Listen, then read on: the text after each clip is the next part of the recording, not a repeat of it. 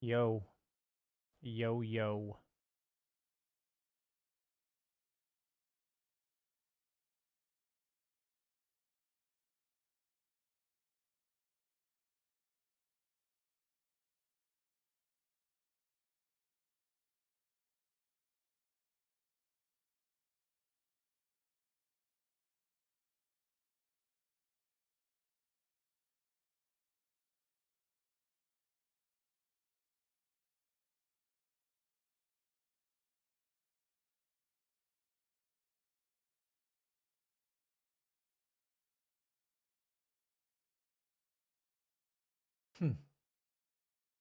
Very good. The yo-yo emote. Right on, Vince vibes only. Welcome to the stream, dude.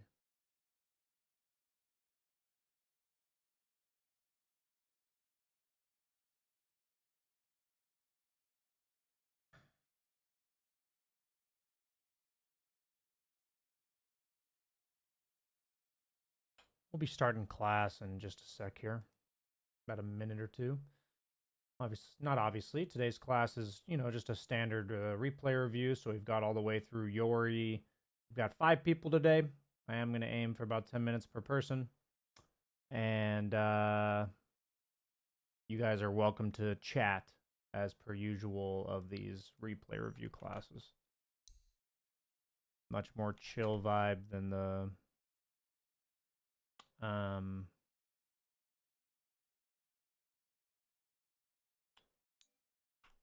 mindset class. Sup, Andre? Hello.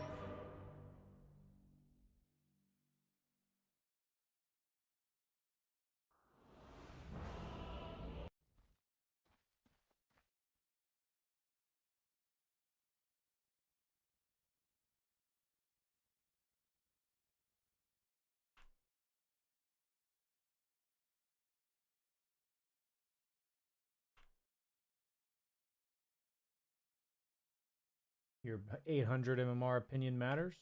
For sure. Schwartz, a new person? I don't recognize you, sir. If you're new, welcome. I feel like I'd recognize the Golem picture.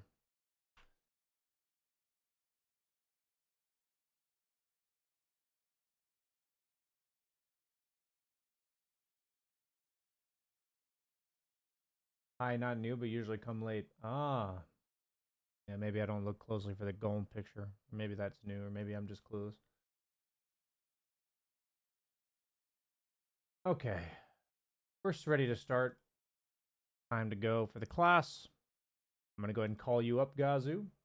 You're first.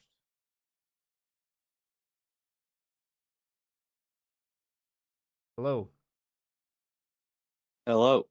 So it looks like we're predominantly looking at literally the first like 1 minute to 2 minutes of the laning stage, and you're interested in talking about the big camp pull. Is that correct? Yeah, and I don't really care about this game. It was just the first game I saw that had a clip relevant. I'm more Gotcha. asking about like the pull itself and what's supposed to happen after.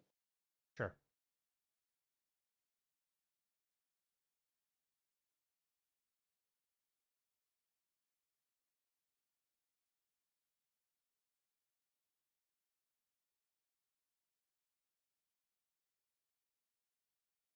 So the whole thing is about that first pull. Yeah, basically I'm pulling, I pull the lane and the lane their wave goes to our tower, right? So Yeah. then if I've blocked their camp, I'm 1v2 versus Blood and Sky to contest the camp. And I'm just kind of asking like what am I supposed to be doing here?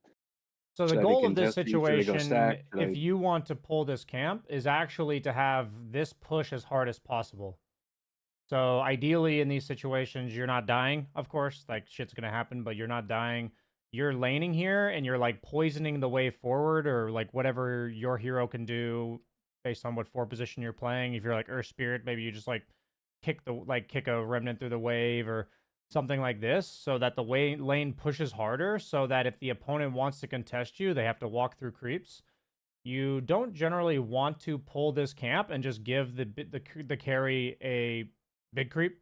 That's not something that makes the pull actually worth it. So in this case, I think the only Right. correct play is to actually push the lane really hard or to not actually pull in general. If the result of the pull is that the carry ends up getting the CS and your offlaner retreats like this, what you're going to see is that what ends up happening is this kind of like crazy back and forth. Your offlaner pulls the lane like back a little bit like this. It's kind of chaotic. This wave doesn't really die. And then now the lane ends up being here anyways. So it didn't really do the whole pull the lane back, I guess is what I'm trying to say.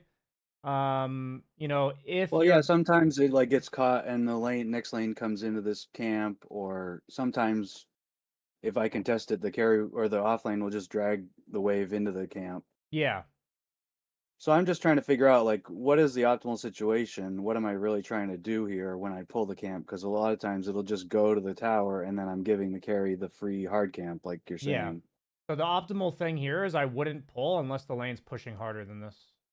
So let's see, why do they just walk through the wave and ignore this? So you pull.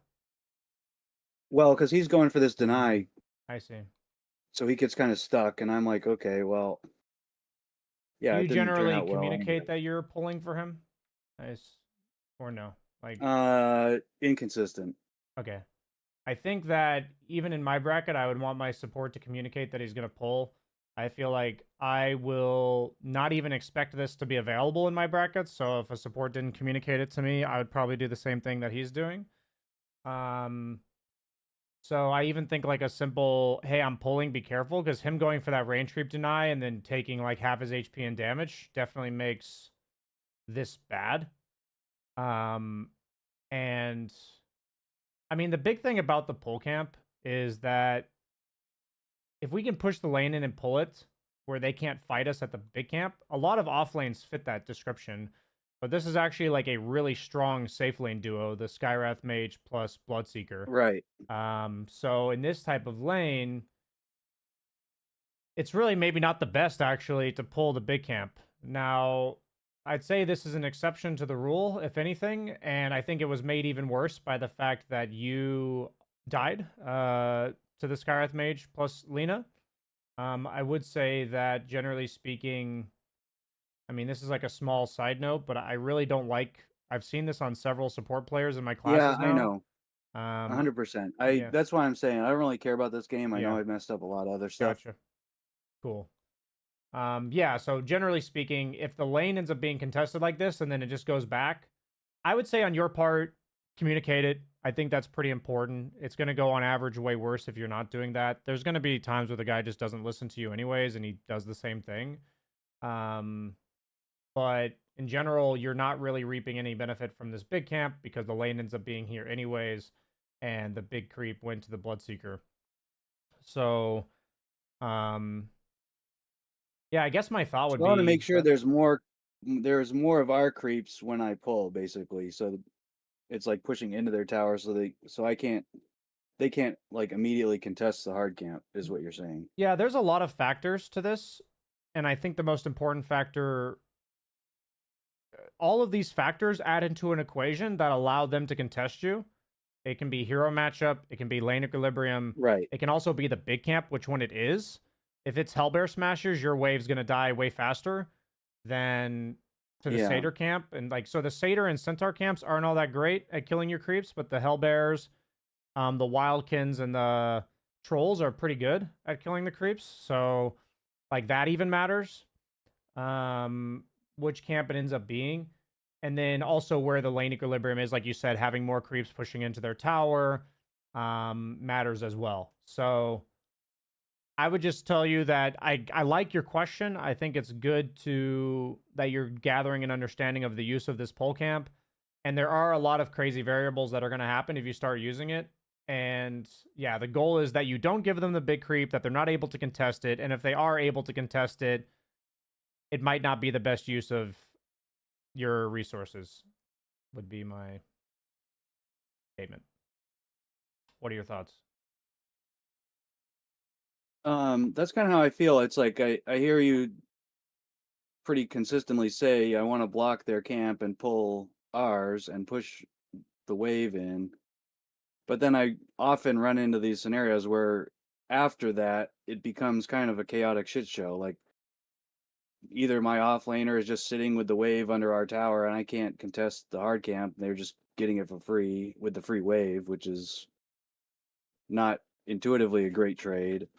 Or, sometimes it just becomes a 2v2, or sometimes I just kind of feel like the odd man out and I'm not really sure what to be doing. I guess my thought would be that if you have a better understanding of this than the average player in your bracket and you're able to communicate sometimes what you're doing, or you're able to communicate it every time, then what I'll just say is that what effectively is happening is you've never really done this, so then you're creating a situation you're unfamiliar with, so you're not actually able to punish the opponent because you're not familiar with this scenario either. Well, I think I pull my camp regularly, but it's like I don't know what's supposed to happen after. So I have like 5 different scenarios that, depending on how favorable the matchup is, what my offlaner does, whether their camp's blocked, I see. like you're saying, there's all these different things that happen. So every game, it's like I pull the camp and something different happens. I don't really know what's supposed to happen after. I think the biggest part about this that I would advocate for, and I know you said like I don't want to talk too much about the rest of this game, but like we need to have a blood grenade and a stick in our inventory on support, just like 95% of games. We just need to have these Yeah, I would things say I probably do. Yeah, and fight them at the camp. And I would love to see what happens without the first blood against like a closer lane, because I do think this is about as bad as it gets. right, for And sure. so I would love to see that. And for me, that's like a cleaner execution of the concept from you, and I would love to see how it plays out. If you could bring me that, I think it'd be helpful to me to see exactly what you're doing when the situation is optimal. Like what I want you to do next time is if you're going to pull this camp to try to push the wave in a bit more than you were this time, and then pull this wave in and have communicated to your offlaner that you're going to pull and to have him help you contest, um, and see what happens. Like let me know what happens from there. Um, that would be my advice. Do you have any questions? No, I think that's fine. Thanks. Yeah, of course, man. I'll go ahead and boot you.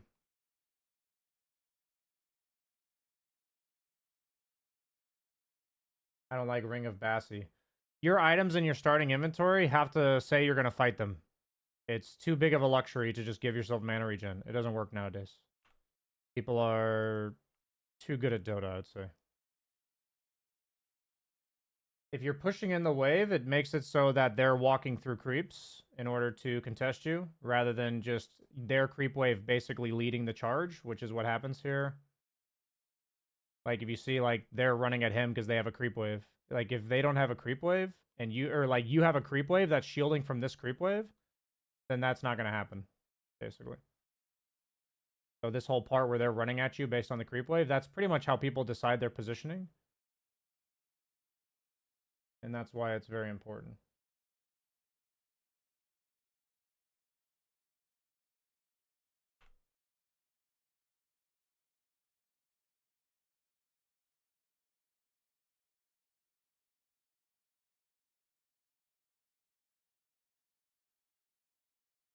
And honestly, a lot of this is understanding that if these criteria are not met properly, and you end up in pulls where they just take it from you, then it's probably better to just play the lane.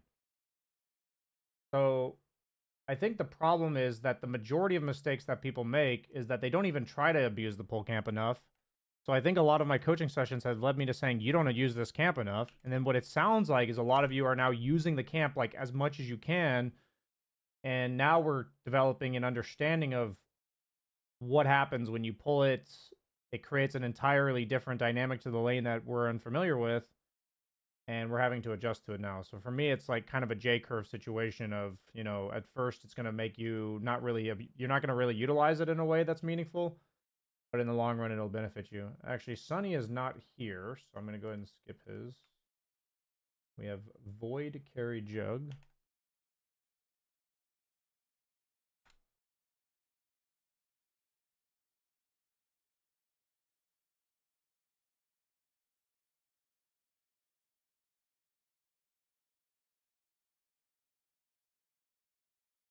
Hard to do without good teamwork. Yeah, I mean, honestly, a lot of the stuff that I think if you're like 3K or below, maybe 2K or below, if I'm trying to teach you lane fundamentals, I do think you should have a laning partner if you really want to understand the benefits of these things. Because I don't think you're going to be able to really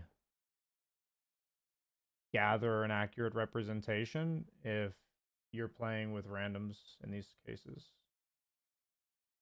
And like Shadow Demon's a good example of a hero that I don't recommend to low MMR support players. Like when I say low, I'm saying the lower you go, the worse. Because he doesn't really clear waves in the game, and he doesn't really like take his own stacks or anything like that. He can't really like there's certain supports that are like really good at contesting the hard camp and like nuking it and stealing the CS and stuff. And those are ones that you would rather play in order to like abuse the macro portion of the game. Because that's how I think you get reliably out of lower MMRs is by abusing the macro portion of the game. But okay, Void is here, so I'm going to invite you up. Hello. Testing. How you doing? Good. How you doing? Not bad, man. Not bad. So it looks like we're looking at your laning phase on Jug. Is that correct? Yes. Yes.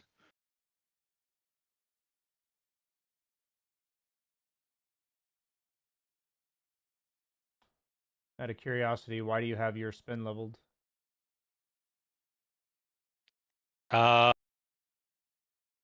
It feels like to me just an always skill, like ability case. I can't think of a situation why. I mean, I guess it would be good to hold it just in case for some reason you get screwed over and you need healing ward. Yeah, I see absolutely no benefit to this unless you have like somebody stunning for you and you're planning on spinning them down. I do think it's become common for me to see my students just pre-level skills. I also think Jug actually has all 3 skills are viable level 1, depending on the nature of the lane. So I look at this. Go ahead. No, that could. I mean, I guess maybe I am not realizing how useless spin is. It's not in that this it's situation. not that it's useless. It's more that say he aggroes to his range right here, then I need you to do something to go for it. You're either needing to spin this creep, or you can contest the creep, make them cast stuns on you, and healing ward up afterwards. Like, what else are you doing with your mana? You know, you asked, how do I maintain lane equilibrium? I think the question is not how do you maintain lane equilibrium. The question is, how do you fight for this range creep? You can't just let it go if you have answers. Not every hero has answers, and that's okay sometimes. But you know, for me, it's that them aggroing to the range and then just letting it go with no spells casted is where I, I talk about that's not good. Is me running at them with spin and making them back off and then hitting the range creep a crazy thing? I mean, I would do it when the range. If you were gonna do that, then I would have done it like right here, like when the range creep's still decent HP. Yeah. I mean, I personally would prefer to not do that and hold the skill point for my W and then probably use it. That's what I would probably prefer. But I think any route that you're actually trying to contest this when you have options is better. Yep. That's the main thing I want to say. I've had a few students that this whole idea of maintaining the lane equilibrium in the carry in the safe lane right now, if the offlaners have like 5 ways to fuck things up. They can like block the lane behind tower, they can push it into you, they can drag it to their range, they can like there's just random shit that they can do. Maybe there's only 3. But the point is that I think as carry players we need to stop thinking about how do we keep the lane equilibrium, and it's more that how do we get CS. Because I think I've had a lot of carry players that are coming to me saying, I even had like a 4K player thinking this, and he was just saying, I'm trying to control lane equilibrium, and I'm like, I need you to get these creeps. And his question was like, what about the lane equilibrium? And I said, well, I think you need to flip the priority of getting creeps. And once you understand, like, oh, I'm going for creeps, it's like, then you want to maintain lane equilibrium as best you can with whatever resources you need to expend to get creeps. Does that make... Yeah, super helpful. That's super helpful, yep. Okay, cool.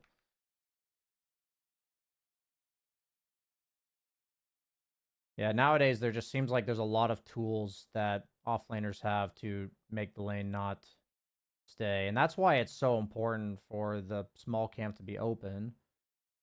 Because, you know, in this case, it resets the lane for you very nicely. So imagine if you just played the first 2 waves in order to get CS. Who gives a shit about lane equilibrium? This guy pulls, and you're good to go, right?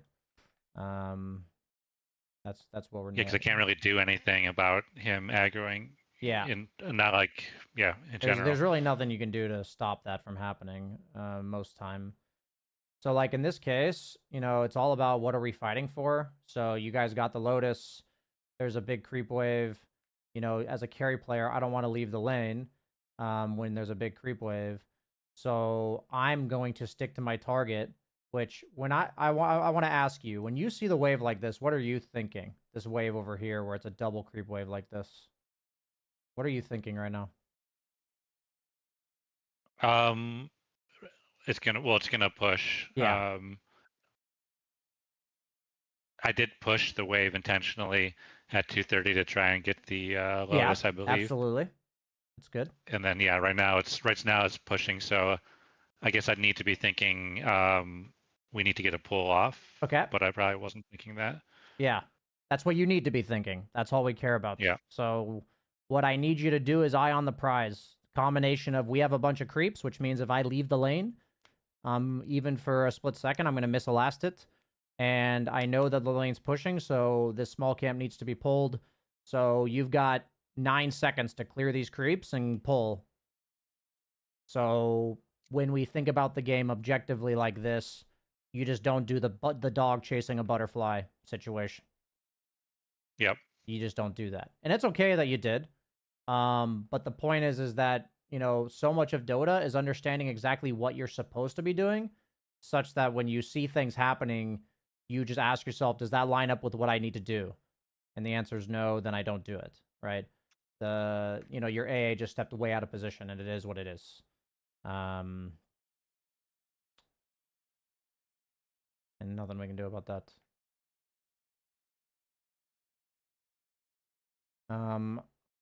I do need you, if you can, to start right-clicking your items in your shop. Have you been using this feature at all? No. Yeah. I know what it is, though. Yeah, I can start. I think it's really good because you got your boots 200 gold late, and I do think that matters a lot. Okay. So just food for thought. It's a small thing, but it'll add up.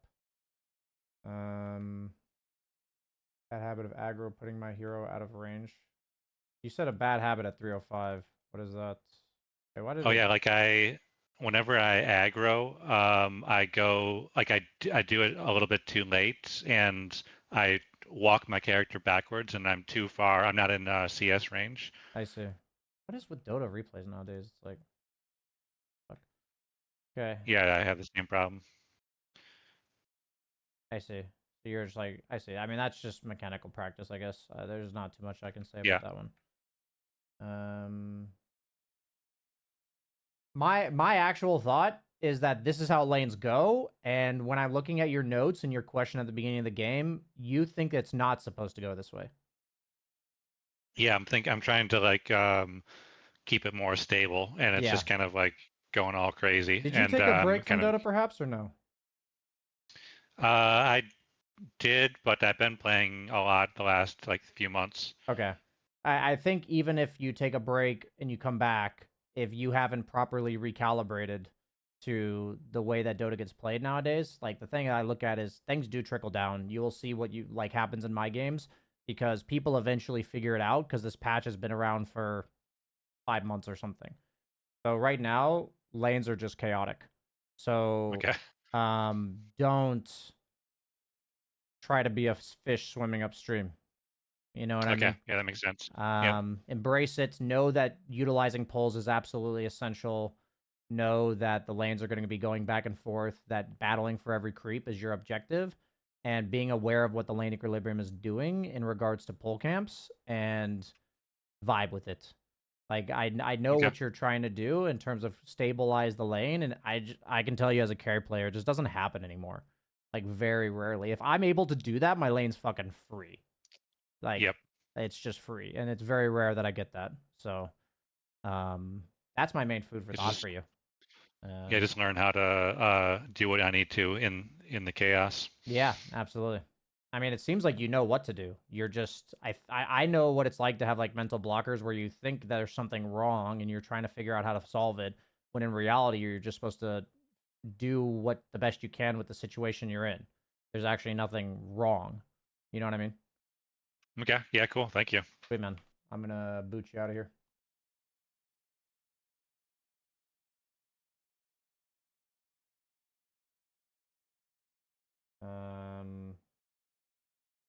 Is there any hero in any role where you'll always skill one skill in specific? I'd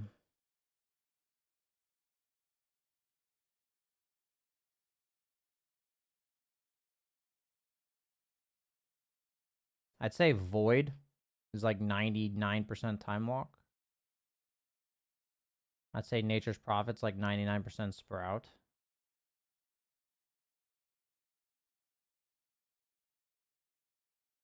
Weaver's Sakuchi, I'd say 99% of the time.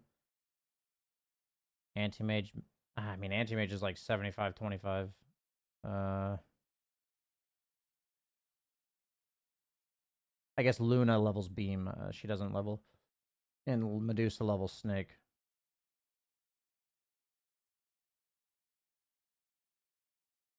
I don't think there's situations for the other ones on them. And Morphling levels Morph.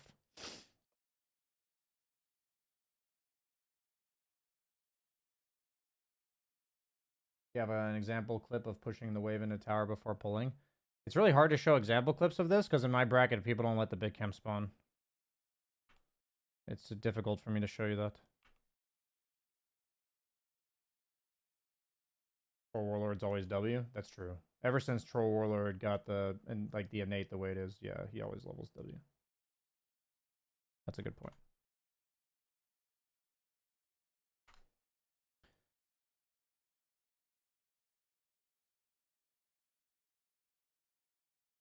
But the list of 99% is much smaller than most of the other lists. Yeah, for sure.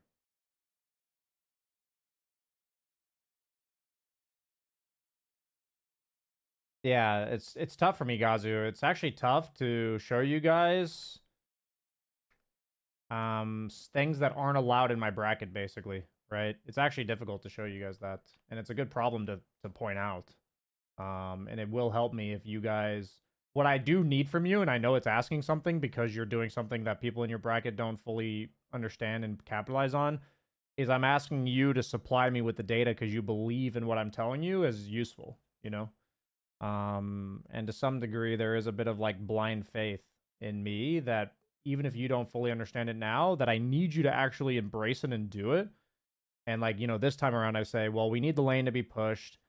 I need you to ask yourself if the lane can be, if the big camp can be contested. And if you think I push the lane and I don't think the lane can be contested, now what? It's like, then we look at the replay, right? By pushing, it slows down their next wave. Yes, that is what I'm saying. I'm going to go ahead and invite.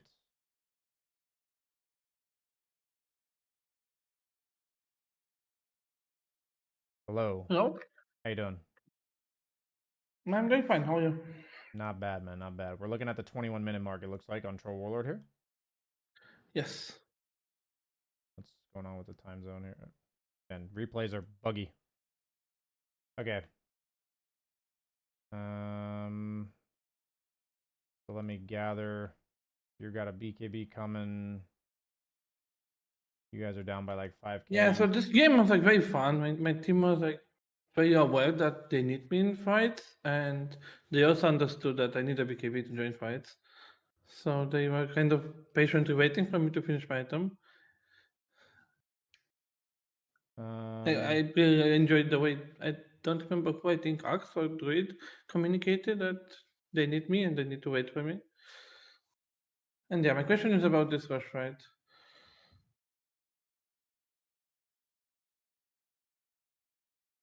Yeah, I mean, looks like you're going I for a wait for ballsy. Roche and like Axe jumps in. And like here, I don't know if Hyok used the hookshot or not. Apparently he used it. I saw on replay, but like I was very scared that he can steer the. Yeah, I mean, honestly, these type of scenarios, like you have a BKB, they backed out of the Roche, your team's alive, you're down by 5k. I think there's just going to be dicey situations that happen, and I don't mind the call. It's like really hard to predict these type of situations. You ulting the Roche is risky, but it looks like you also have lifesteal, which I think was essential from your neutral to make this work. Like if I didn't have lifesteal plus this, I probably would not do this play. I think that's the only reason it worked, to be honest. Don't remember if I knew I had lifesteal, but I probably did. You what? I probably knew that I have lifesteal. Yeah, I mean, you probably knew that, but what I'm saying is like these type of situations are so close in regards to how they play out and what people do. There's so many variations that from my perspective, what you did, and I would say precisely because of your neutral item and the timing you have and the fact that you're down by 5k, you're going to have to go for some crazy shit sometimes. And I think this is pretty civil in the grand scheme of crazy shit. Is how I would look at this. Do you have questions about that? Somewhat agree with my play. Yeah. So you TP top, and you're asking about this TP? Yes. What are your hesitations about the TP? I'm not sure. Like, the whole team basically now runs me top. The whole team what? They come to me top. Yeah. Like the next minute. Tormentor gone? And I don't think if you want to group and push a tier 1 tower or not here. Yeah, I mean, I think your goal here is Tormentor with your next ult. That's what it should be. So if this happens, I would just call my team to go Tormentor right now. Okay. Yeah. I mean, I would say that if you're a carry hero like Ursa, Troll, Jug, carries that are really good at killing Tormentor, and you're not calling for Tormentor, you're just doing something wrong. Like, if you're on this side of the map, you know, it's like, it's very different if you're, like, down here farming, and it feels really awkward to TP here, but if you, like, find yourself here, and it's 20 minutes, you should just tell your team... think we can do Tormentor here? You're Troll Warlord. Yeah, absolutely, you can do Tormentor. No, I mean, I am Troll, but like, they have Cloak, they have Snapfire, they're all in this area. I mean, my thought is that you have an Initiator, you've got Aegis with your item. You know, I don't know what we're waiting for exactly. Like, we've got heroes. I see Jug bottom. You know, my Hoodwink's coming with me. We find this Bounty Hunter. You know, for me, what I'm saying is that I'm at least calling for the team to come top here. And if they don't come top, then I'll just farm. But if they come top, then I'll call for Tormentor. I'm not going to, like, run into them like this. Like, you're talking about the tier 1 tower being your core objective. I think Tormentor is the objective we care about here. And so they end up fighting you, which is fine, because for me, it's all about the Tormentor. So then you're... Okay. I don't love the camera work, because I have no idea what's going on with Jug, but that's fine. Yeah, I have a ultrawide monitor, so I know. Oh, I see. Oh, I see. It looks like we are done. Never mind, I see. Yes. Okay. Yeah, so at this point, you know, Tormentor's bottom now. You're staying here because you have... Okay, and the game kind of just snowballs from here. So, yeah, I mean, you're asking, do I agree with SNY, Basher, Abyssal? I almost certainly go Manta here because they don't really have, like, long stuns, and they have, like, Visage is an often hero that buys Orchid, but I guess he's not buying it. But they have heroes like Bounty to charge shit. They have Omni Slash. Manta's really good against. Even Clockwork Manta's really good against because he, like, goes on you and you just push Manta and his Battery Assault doesn't do anything. Okay, my idea was to buy Manta after Abyssal with the... Oh, I see. I never generally do that. If for me, if it's a good Manta game on any Battle Fury builder other than maybe Ursa, I'm just like, hell yeah, give me a Manta. It's just, for me, it's like the best. Like, I need a reason to not go Manta, basically, and I think it's a really nice Manta game. So that's what I would do, gotcha. personally. That's how I view the current patch. Yeah, my reason was that I need Abyssal, but That's maybe not a good enough I reason. think you're underestimating how Troll just needs to not be killable. Like, if you're not killable, then you can just walk at buildings, walk at objectives, walk at creep waves. Maybe I know. If you're allowed to do that, this hero is, like, unstoppable, in my opinion. So I'd say you're probably over prioritizing kill threat a little bit, especially when you have heroes like Axe on your team. Okay. Any other questions? No, thank you. Sweet, man. Okay, I'll go ahead and boot you. Oh, you left. Okay, you're fired. Boot evaded indeed.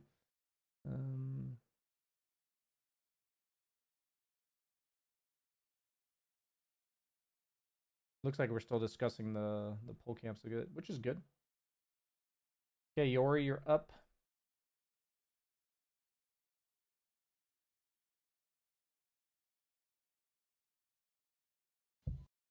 What's up, Coach? Not much. How you doing, man? Doing great. This is a game that I played with Uncle Miss and Owie. Oh, Owie Toto. Yeah, they're both dojo guys.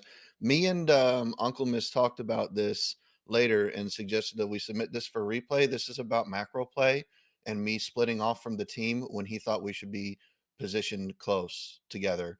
And we ended up landing on it was a close decision, and I should have just communicated what I was doing better. But what do you think? Do you think it was a close decision, or do you think I made the right decision, or he was right that I should have stayed? Sure. Are you talking about at 14 minutes here? Something's gonna happen? This is about, this is where I fall back and go get the shrine. I see. Yeah, I would say with the map as is, when you're able to posture this aggressively with your team and you guys have stuff, like you have an axe. I mean, axe doesn't actually have items. Sniper was we looked at the net worth, and obviously I know this is hard to realize in real time, but Sniper was at like 7.5k, and the next closest guy was at 5k, so he was like half or one full item ahead. My thinking is that PL is bottom. He has no way to connect. They should, if they are positioned in such a way that the enemy team can jump on them, then that's a mistake because we don't want to take a 4v5 anyway. So I'm backing to get what I think is an important objective, is the stack some camps and get the shrine. So they were mad because I wasn't. Well, they weren't mad, but he talked about it later that I should have been with them in this fight that is going to be happening right now. And I'm thinking y'all should absolutely not be taking a fight. PL has no way to connect. A 4v5 isn't good, even if we're ahead. So what was your communication in this situation exactly? That was what I should have said. I'm falling back to get the shrine. I don't think I said anything. I think the most important lesson from this situation is that when you making a decision knowingly impacts the level of aggression that your teammates are allowed to have, it needs to be said.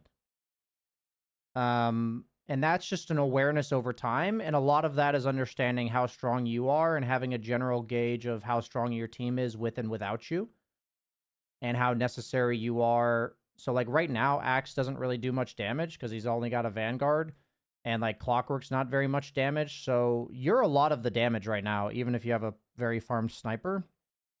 So I'm just combining factors for you that for me tell me that you backing off here, like from my perspective right now, you guys could just sit here and there's like nothing the opponent can do because you're up 13-1, up by 8k, Sniper's really rich. You have your ultimate, you guys are really strong. And even though you don't have PL, you would be strong enough to fight them here. So it's not that 4v5? Absolutely, yeah. And Gyro's dead for 28 seconds. So at the very least, we would want to stay here for that amount of time. Where I would be thinking that we're taking their camps right now. So right now they have access to like this. So they're very limited, maybe like these two camps over here. So if they're going to walk out, it has to be over here. Like that's the only place they're going to walk. So there's like a really critical choke point that you guys have here where you're taking their camps, you're farming 2 lanes, and it's significantly advantageous for you, for the hero you are, for them to be walking into you. Like if they jump you from the side or something, your hero's way worse than and same with Sniper. like just heroes that really suck to walk into. So I'm just talking about macro play where me visioning like how many camps they have access to, like it's 30 seconds on the minute. They've probably farmed most of those, if not all of them already, which means they have no other choice than to try to do something. And that's the kind of play that like you can just shut that shit down and they just get wrecked. You know what I mean? Like the game just ends like abruptly. If you make that kind of These play. factors that you're naming, is this the kind of stuff that you would recognize in real time? Yeah. It's a feels thing. Okay. Yeah. So you would know. In Dota, it's a feels thing of every minute the map resets for farm. I have a feeling of how much map we control and how much map they control. And there's this like arbitrary idea of like how long it takes each team to clear that. So it's like when the team that's behind runs out of space to farm, their moves become much more, readable, legible. It's much easier to predict what they're doing. Because they just don't have options. And it's one of those things where just being consciously aware of viewing the map this way will help you see that moves that they just made are very predictable. That it's actually very predictable. A fight will go on here, or they're 4-man ganking your PL. One or the other. They have no other way out on the map. It's either here, or 4-man ganking your PL. And a good carry player would push this wave and probably just back to here. Because they also are aware of this dynamic. Do you see what I mean? Yeah, I'm pretty far away from being able to understand. Recognize that. There's nothing about what I'm saying now that's saying you should understand this. What I'm saying is that I think a lot of the learning process, especially in Dota, is planting a seed for what you're working towards. So even just considering how much map do you control versus how much map do they control, practicing like how many camps do I think they have access to in this minute? How many camps do I think we have access to? And that's just something you can ask yourself a bunch of times, and suddenly it'll become a sense of, oh, we don't have enough camps, or they don't have enough camps. These are the only camps they have. That's just, so that's like a small step towards what I'm telling you I think about. Does that make sense? And that's... So Go ahead. I should start asking myself how many camps in this instance, since we're like, I can tell we're advantage. I just don't really have any idea how much or like why, other than money. Yeah. I don't have any idea that I'm our damage. Axe doesn't have damage. Clock doesn't have damage. I'm not really thinking like that. But, and you're talking about them coming in from the flank is like, if we're pushing, it's less good. But if they have to push into us, it's better. I'm not really thinking about that either. But what I can be asking myself is how much the fact that we're controlling the map means the enemy has to either sit in their base and lose, or has to come out and fight us. And if they come out and fight us, obviously that's the correct decision. If they just sit in their base, that's fine. We just win.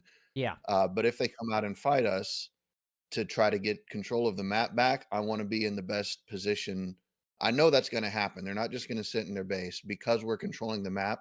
There's pressure on them to get farm, and they can't farm, so they have to fight us. Yes. I mean, and I need to be there for that. That's a really good, like what you just said is great.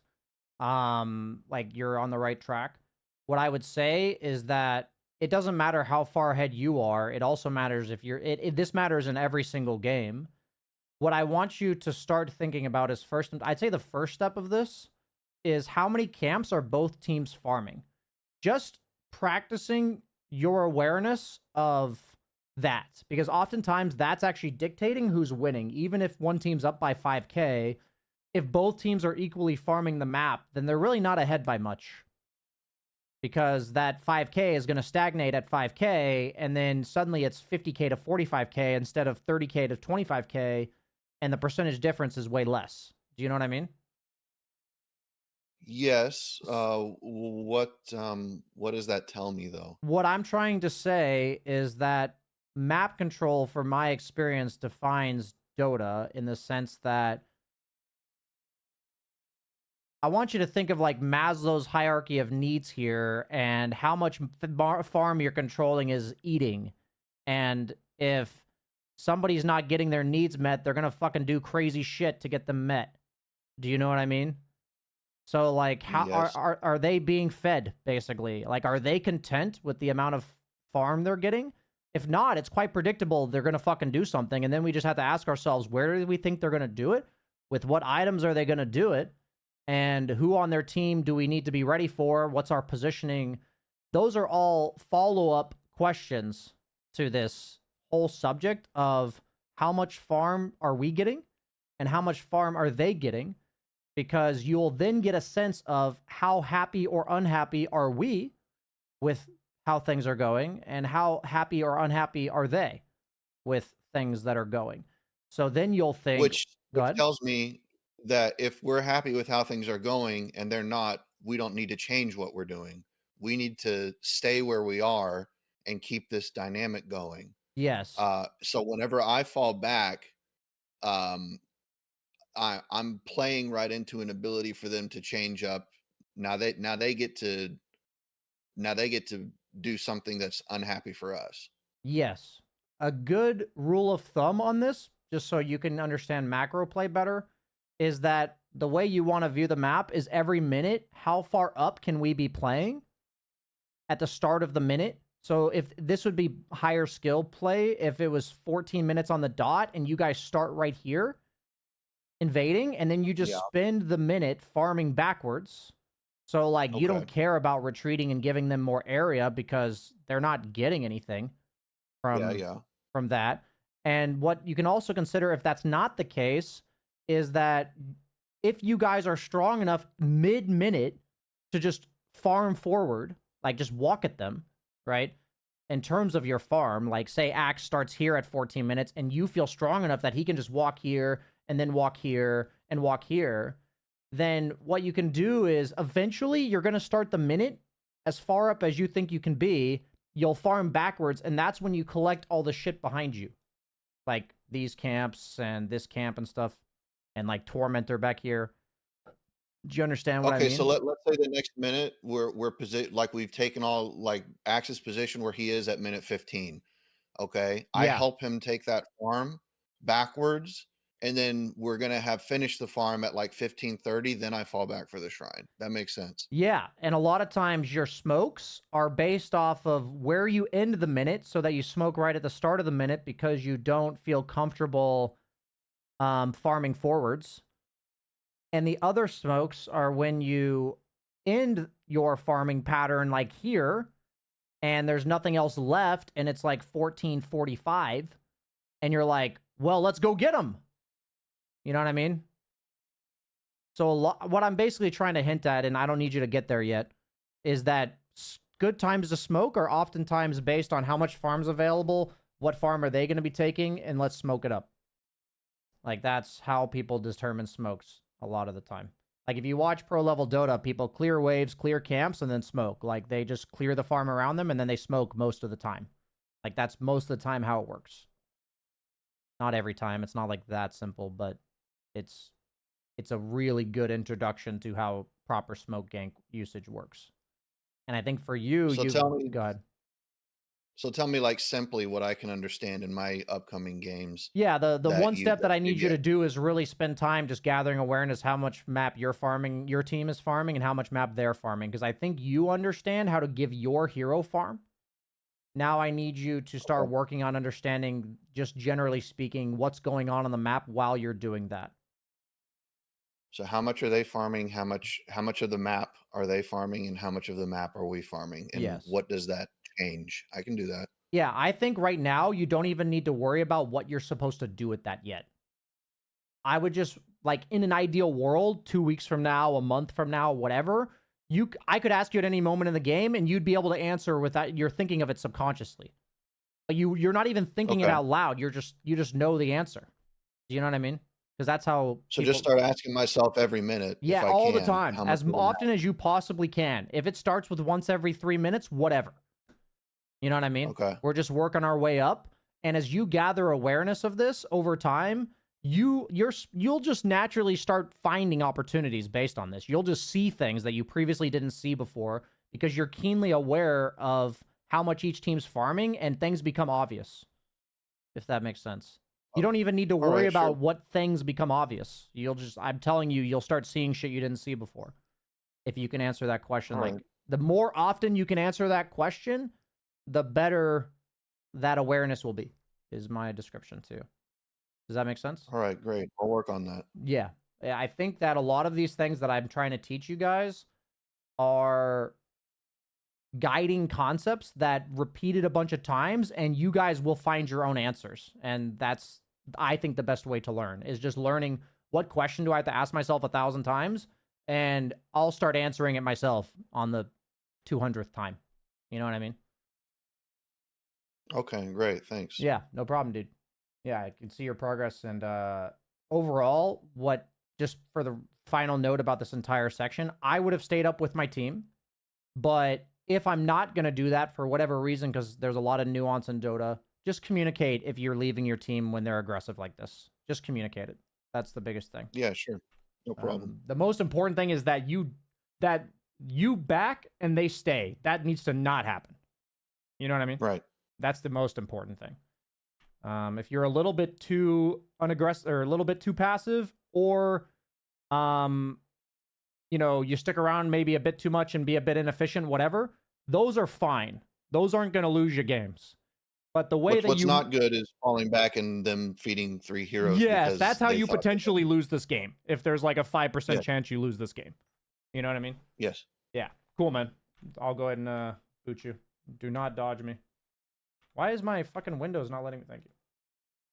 I'm like, he's going to try to leave, so I have to boot him quick. And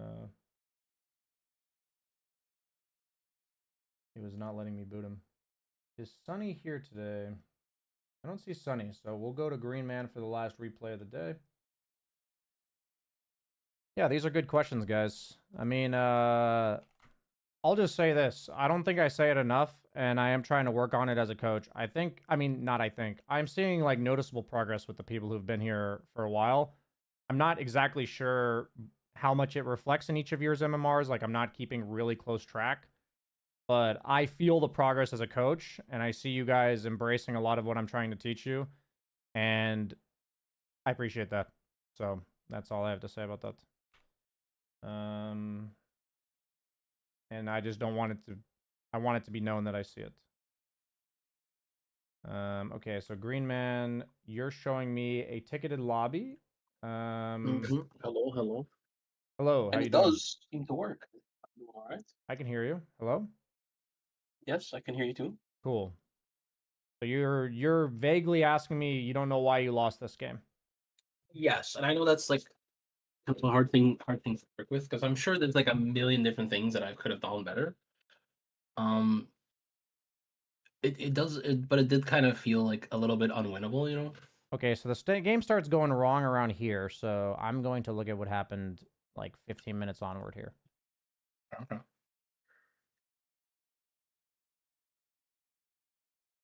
Okay, so you're down by pretty sure 3k. The I'm game says it's just about even when you're down by 3k. You're going to farm your way backwards. Morphling's got the tops and build. I'd be scared shitless if I were you. I think you're lucky it's not you that's getting ganked there. Yeah, you know, I'm just like, surely I just press spin in time, right? And then Pudge dismembers you, yeah. Okay. All right. Let's see. So you guys end up getting us. Okay, so this is when the game kind of goes. Okay, so you guys get some Right, cool yeah. kills. You're out on the map now. Yeah. They take a fight, it looks too far forward, so I TP in, get an Omni kill. Yeah. Then somehow my team feeds right after. Okay, so I'll give you your first mistake. Very noticeable mistake of the game here. So you're going to TP to this fight. You're helping your team, whatever. And you kill this guy. And now what mode are you in? Fight or farm? Farm. Okay. So when you're in farm mode, that's a really important question all carries need to ask themselves. I mean, honestly, every core, but carry by far the most. When you're in fight or farm mode. So when you're in farm mode and a fight breaks out, what do you think you should do? Farm. Okay. Wait, what do you mean? Be more sorry. specific. If a fight breaks out while I'm in farm mode, I should keep pushing. You should go away from it. Right. Okay. It doesn't matter what direction that is. So what I need is when I ask you guys the question, are you in fight or farm mode? What your movement proceeds to do is either towards the current fight, if there is one, if you are in fight mode, or away from the current fight, if you are not in fight mode. So right now, the fight's over here, so I need you to go either here or here. Yeah, that makes sense. It is a huge deal. I can't even emphasize enough how huge it is that they are in this area killing your team, and then you retreat to this area. Now what? Yeah. You know what I mean? Yeah, I think that whole sequence confused me a little bit. Yes. And I wasn't sure what was happening because I did not expect my team to like get caught randomly there. I thought the fight was over and everyone was gonna reset, and then suddenly something happening. So this is why what I'm trying to teach you guys is there is so much bullshit that happens in the game of Dota 2. There are guiding questions that I need you guys to just do your best, because it's hard. It's not easy. I need you to do your best, because everything you just said, let's just drop assumptions out the window. You can't be comfortable in Dota. There's no such thing as like, I can stop thinking now. If you do that, you're fucked. Like, that's just the nature of Dota, whether we like it or not. I think the majority of us get high off of this shit. That's why we play this game. But we can't stop thinking. So when you're carry, I think the most baseline function question that you should have in your brain at all times is, am I in fight or farm mode? And that should trigger an auto response to whatever you see happening in the game, no matter how much you are prepared for it or not. The preparation means that if you see that fight, then it takes you half a second to turn upwards. If you're not really prepared, it takes you like 5-10 seconds to, you're at least turn around, but then you're like, now what? Do you know what I mean? So I think I was also kind of lost track of like where heroes were on the map, so I wasn't sure if I could like walk up. I see. So I can tell you, I can't like quantify it for you guys, but I can tell you that when you're up here and your team dies back here and you walk back here, it's actually horrendous. Like, what I'm saying is, in terms of the impact it has on the game, I know it's like easy for me to confirmation bias this because I pulled up the portion of the replay that the graph said things went bad for you. But I promise you, this situation is not all that bad if you like go clear this ancient and then go through the portal and clear this and then farm like this. Like, this situation's not that bad. I feel like looking at it now, I feel like that's the obvious play that I would make. And these are the type of things where when people ask, how did I lose this game? Which is a perfectly like valid question, but it's also, I know it's vague, but it's also, I try my best not to ask myself, how could I have won this game? Because that is a very, I think our questions should have as few possible answers as possible. So an example would be, rather than how could I have won this game, where's one moment in this game that I would have farmed differently? Like, that's an example of a much more pinpointable question that, it contributes to winning and losing, right? And so for you personally, I think the major takeaway from this game is to go into your games really drilling in. So I told Oori that he needs to work on asking himself, how much of the map is everybody farming right now? For you, the question is, am I in fight or farm mode? Which means I'm either farming towards my team or farming away from my team when they fight. Or it also pertains to like holding TPs and stuff, meaning you don't want to TP somewhere away from your team when you're prepared to fight. That's also kind of bad. That's very bad. But the point is, for you, is to pinpoint which one you're in, be able to, you'd want to be able to tell it to yourself at any given moment in the game. And this becomes second nature. You know what I mean? It's just like, it's probably sounds like a lot, because it is, for people who are working on these questions, because that question will consume your attention. Or I think for Jug it's very simple. Like, if I have Omni, it's fight mode. If I don't, it's farm mode. That's it. What I'm saying though is, I know for a fact that if I asked you guys that question, you would be able to tell me. the answer on most of the heroes you're playing in most of the situations that you're in. What happens, though, is when we find ourselves in these situations that we're just not utilizing the knowledge. That's that's the majority of the mistakes that I make as a Dota player. That's the majority of the mistakes that a lot of people I'm coaching, including what I'm saying about you here. So I think the biggest part about most of the stuff I'm teaching you guys, you know, Yori's case is a bit different because I'm teaching him something he's never really thought about before. But a lot of the times, especially I'd say like 4K, 5K, 6K players, it's so much that you guys usually have the knowledge and you're not executing. That's generally my experience with 4K, 5K, 6K. So if you go into your future games, like the next week or two, and even beyond, it can be as long as it takes for you to feel like this is like breathing for you. You just do it. To ask yourself, am I in fight or farm mode? And, you know, it's going to flip on a dime sometimes based on your item timings, based on whatever. And it's usually not just black and white. It's usually more of a like 1 to 10 scale, where 10's like, I want to force a fight right now. 1 means I wouldn't show up to a fight even if they were diving fountain.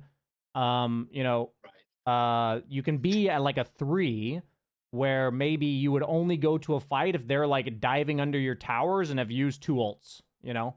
That's maybe what a 2 or a 3 would be. And so generally speaking, though, wherever you are on that scale is going to be the primary driving factor for where you're farming. And so I'm just trying to emphasize to everybody watching, including yourself, that when your team dies like this, what matters is how much farm on the map you're still getting. So when you retreat and you lock yourself in the base with your team, you've given the opponent exactly what they want out of this scenario. And I can promise everybody, it's really not that bad when your team feeds like this if you're still just hitting creeps up here. Going through the portal, hitting these creeps, hitting the next wave, hitting this, hitting that. I promise it's not that bad. Wow. Like so this. I think something that I kind of struggle with, which is like information gathering. Yeah. Is like keeping track of like who is where and like what's going to happen, especially when things get a little messy. Do you have any like tips for that? Like how do I manage that? That's like when something like this happens, like it's like very unexpected, right? I think the fight's over, everyone's walked away, back to farming. And then suddenly something happens and I'm not looking at it, I'm like, what the hell? And it makes me like lose track of what's going on. Like who just killed my team? Who is there? Who's not there? Is Lion top? And then I look and I'm like, oh, Lion's there, but then it's already like I'm already walking the wrong direction, right? So the important question I have is, what are you thinking about right now? I'm just thinking about my farming pattern, I think. I'm thinking killing camps. Okay, so right now and waves. The entire way that map awareness works, in my opinion, is that when you walk up to this wave, you're supposed to be thinking where I'm going to go next. Yeah. So I'd be thinking I'm going to go to this camp. So while I'm walking up to the wave, I think that. And then while I'm walking to this camp, I know I'm going here. Once I know the next thing, there's nothing to think about anymore. Do you know what I mean? Like, I'm going here, now I'm going there. And what happens is you end up with like 5 seconds of downtime, or 2 seconds of downtime, or 1 second of downtime. You see what I mean? Mm-hmm. So that is when you're supposed to look at the minimap. Right. So between every camp, between every wave, the whole flow for farming is, okay, I'm going here next. And moment you've queued up your hero and you're thinking about, like, okay, I know where I'm going now, and my hero's still walking there, then that's when I have time to check the minimap. Okay, now from here, I know I'm going to big camp. I now have time to check the minimap on my way to the big camp. And while I'm walking up to the big camp, oh, I know I'm going to the small camp next. I now have time to check the minimap again. But what you're doing with that is it's telling you where you go next. You know, it's like, like I'm walking to this big camp. I'm going to check the minimap. Okay, I'm going to go to the small camp next. Okay, I can check the minimap again. Okay, I'm going to go to the top ancients. I can check the minimap again. I feel like maybe it's just me, but I feel like just checking the minimap is like not enough sometimes. But I don't know. Maybe I don't know if there's something I can do about that. I understand that. But I know for a fact checking minimap is enough to not have you do the mistake I'm watching here. Yeah. So Yeah, there was probably some part of me that thought like, oh, we were winning, so I should run at them and then kill them or something. yeah, so when you ask this question, right, like obviously I think it's a similar question to let's be careful here, because that's similar to ask like how do I get better at this? Or like how do I do that? How do I have map awareness, right?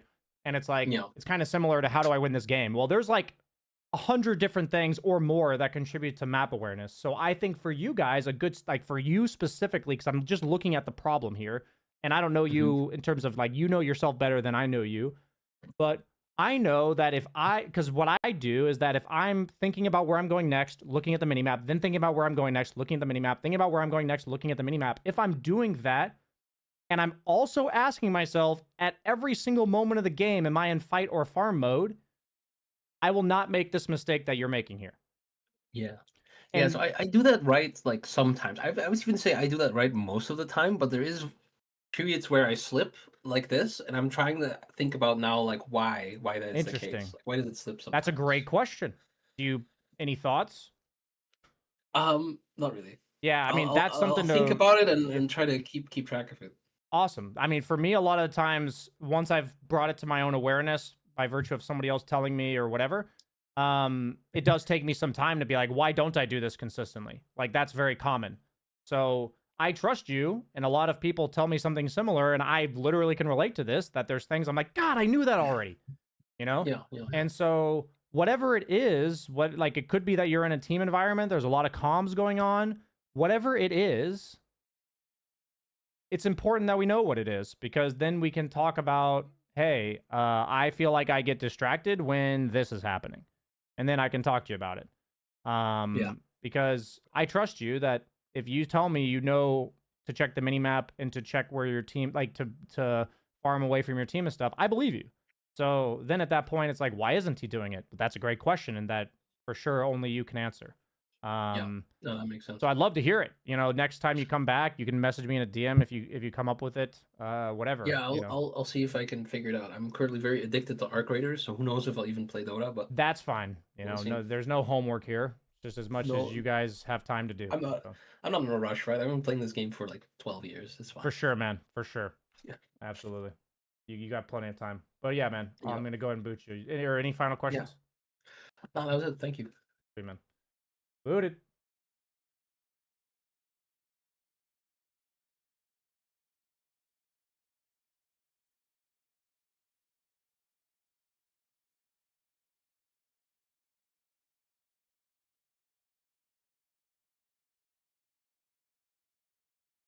Yeah, I mean, stress is something that very commonly gets in the way. I mean, for me recently, I've been really struggling with paying attention to the game when my team is having really negative comms. I'm really struggling with it right now. It's frustrating me a lot. And I'm currently working through it, so I'm not even going to act like I have the answer. Mind if we bring a clip from one of your YouTube videos for class questions, or if I make a short compilation of clips from my games rather than a single replay? I think that if you have something that can take 10, maximum 15 minutes, and it's like a clip prepared and you have questions, I will encourage you guys to do anything. You know, we can open it up a little bit. It doesn't have to be your guys' games. If it's my YouTube video or like a brief tidbit from somebody like Gazu's YouTube video or whatever, and you're like, hey, BSJ, I would love some solidifying of this question. What are your thoughts on it? Do you agree? You know, whatever. I think that's potentially great points of discussion. Would you go top? I'd have to reevaluate, but I don't know if I knew Pudge had TP'd or not, if I knew Lion had no TP. So the problem with showing himself here is that it encourages the opponent to beeline to him. As carry, if I feel like the opponent's allowed to just walk at me, I purposely won't show. So like in this, I would not do top wave, because that tells them I'm here. If I just stay off map while my teammates are dead, then they don't know where I am. And they'd have to either see me on a ward or like guess. And in general, the most important thing is to have momentum on waves rather than actually be farming them.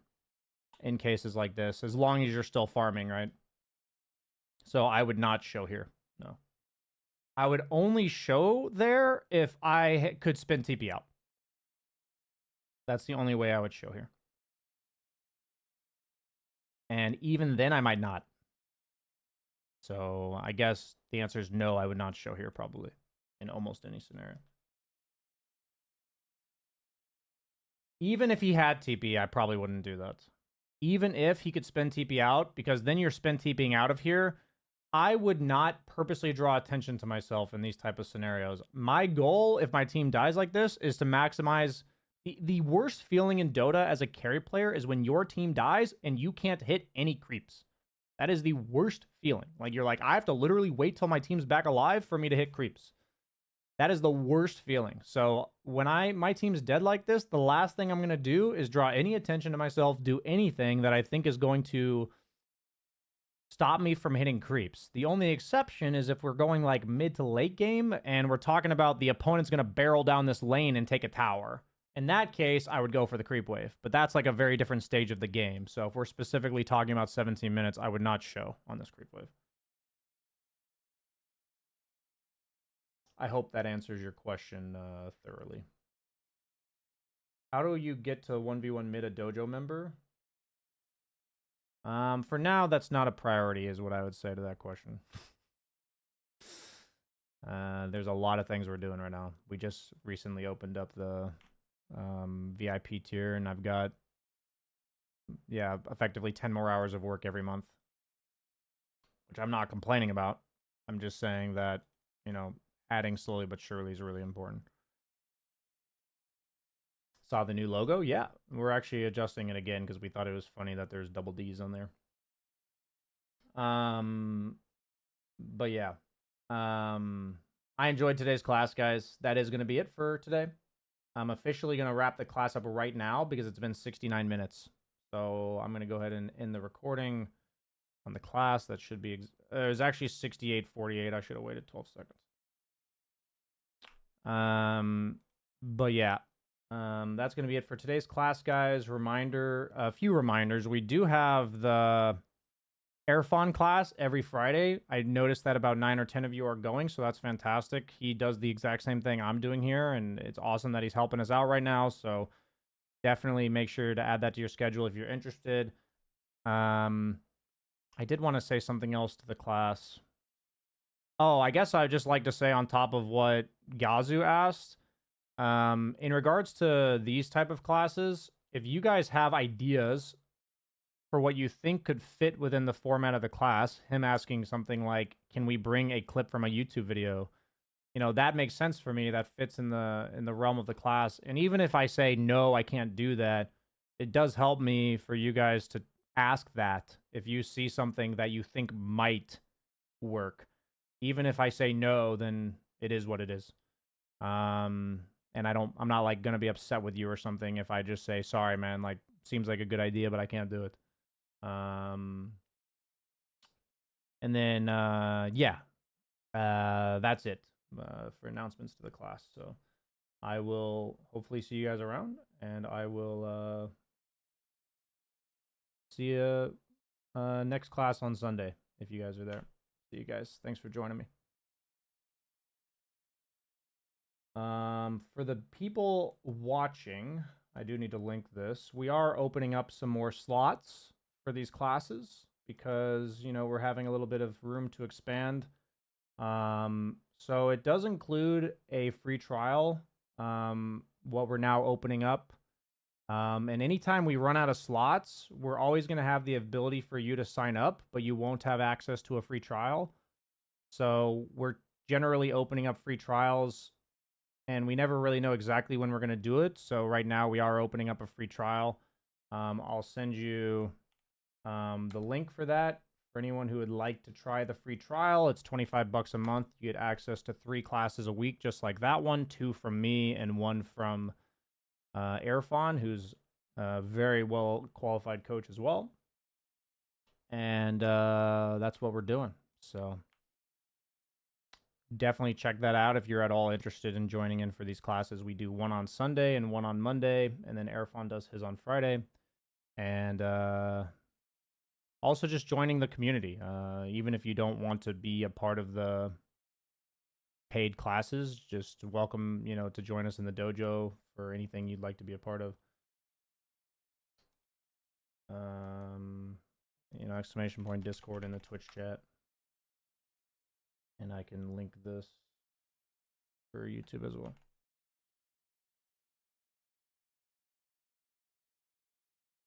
That's how you join our Discord.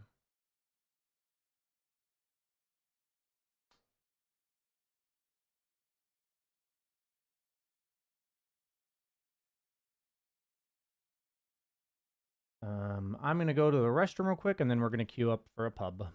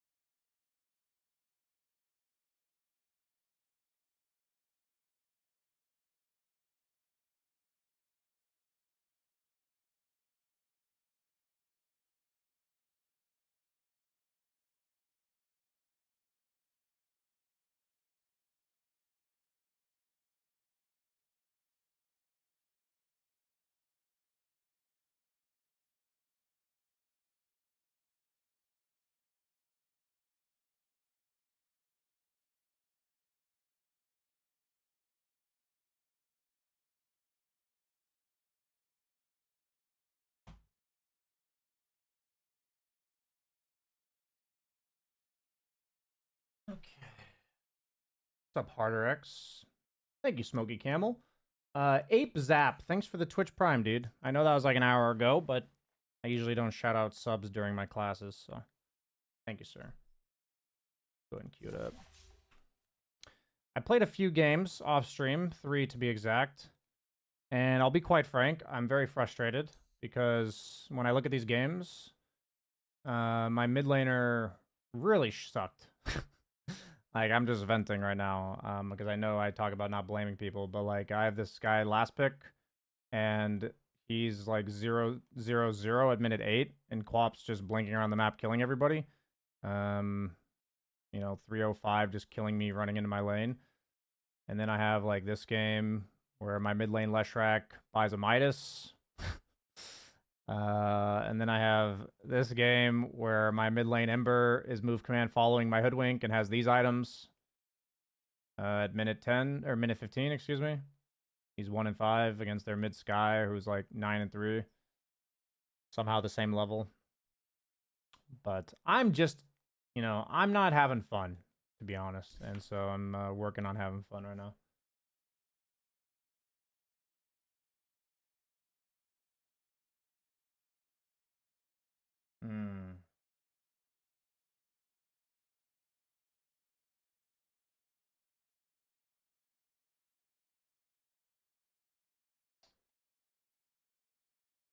That's me venting.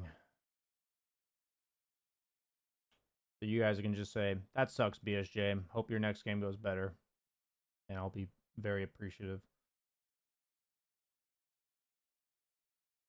Hey, BSJ, love the stream. Any tips you have for being unable to identify favorable or unfavorable matchups in lane? Been playing since 2013 and seem to farm okay mid-game, but lose every carry lane. A lot of it's understanding what you're doing in the lane, meaning, like, you're trying to hit creeps, right? And when you're thinking about using aggro, when you're thinking about going for pull camps, when you're thinking about, like, when the lane's far up and how it pushes or not, and, like, what methodology your hero has of getting CS, a lot of it's like, how does that match up against the other guy's methodology of getting CS? So I think a lot of it's about understanding the general rules of the lane and why you're doing what you're doing, and then you'll be able to basically gauge matchups through that lens. And I think that's the most powerful thing you can do. Mom spaghetti, knees weak, arms are heavy. Vomit on his sweater already.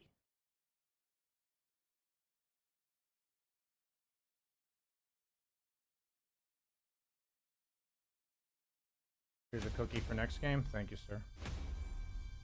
Need a mid. Can we get a mid? We are lacking one. I have a 5-position Rubik. I love 5-position Rubik.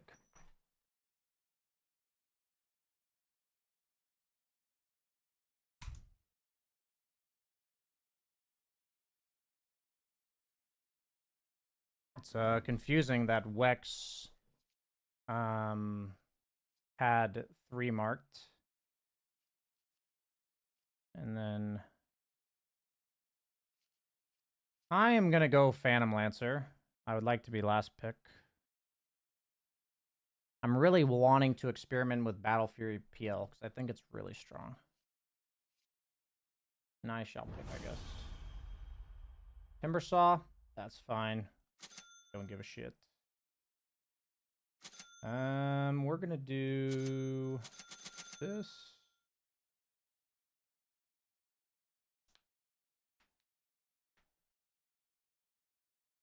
And they're gonna pick like Leshrac or some shit. And it is what it is. Ember. Yeah, that works too. You're a sadist, but you love Viper? I love Viper too. The best BSJ advice for me recently has been just don't interact with this guy anymore and figuring that out before I die. Yeah, the doing it before you die is the important part.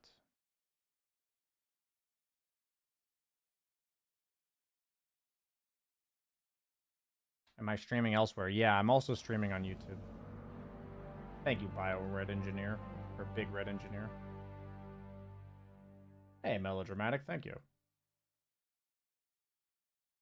A lot of nice messages.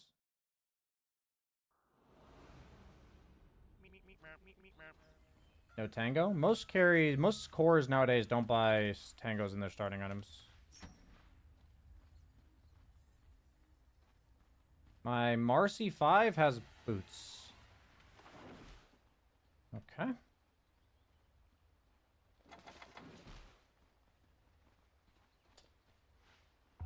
We're gonna have to buy ourselves some tangos.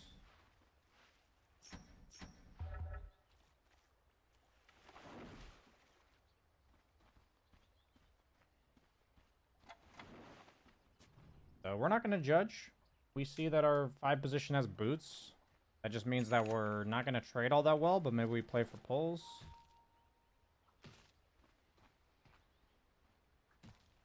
I can give him like a leap target.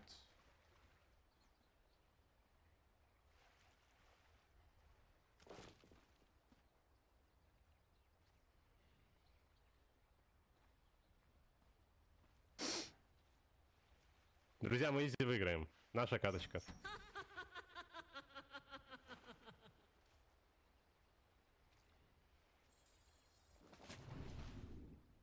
I like the puck pick.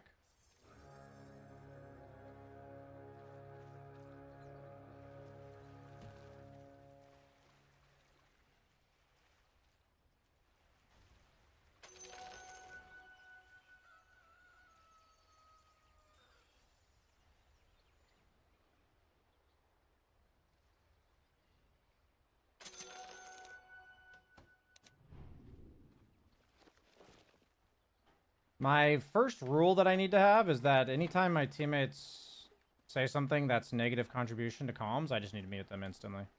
I need to not give them another Я не chance. пятерка, друзья, я лох ебаный.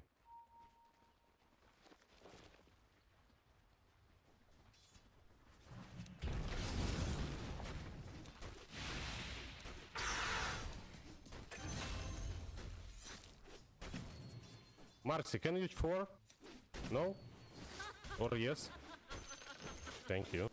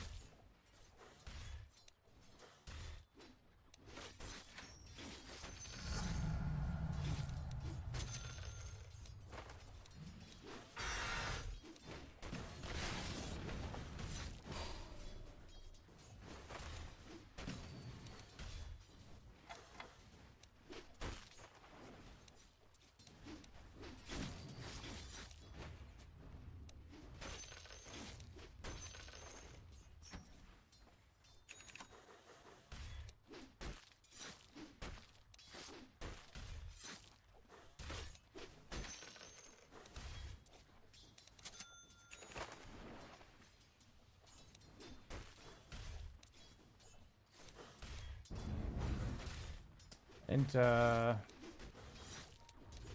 you can fade bolt range creep, so we shouldn't just be letting them deny them. I don't understand. My bad. I don't understand. I mean, if I can't use I Dota. don't understand. I don't understand. I don't understand. No, I don't understand. Rubik, why didn't I go for post? What the problem is, bro? Because I say on start game I can 5. Bro, Rubik better for post. Bro, your Marcy buy tapak nahуй on first money. I can't listen to this. I don't know, like, what's happening, but...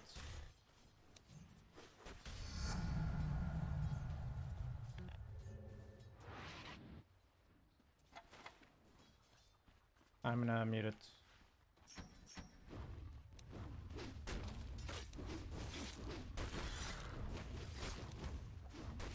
I feel like I'm getting really unlucky with these timing of CS.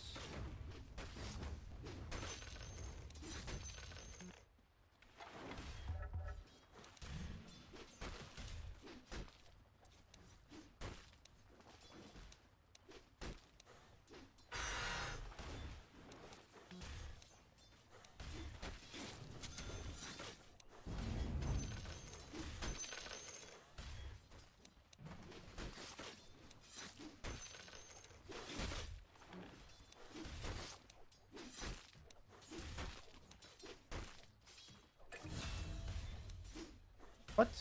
Oh my god, I canceled that attack.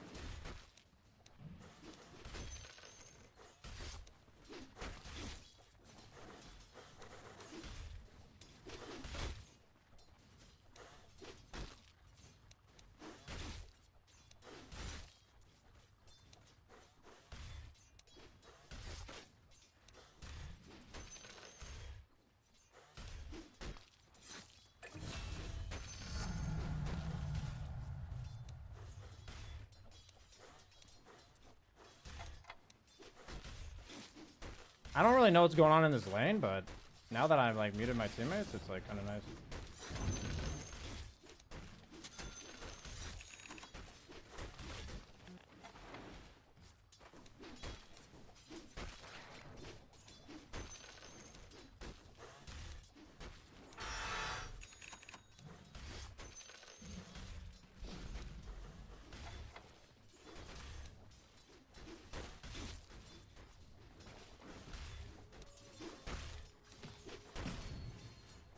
Timbersaw's like not using his mana.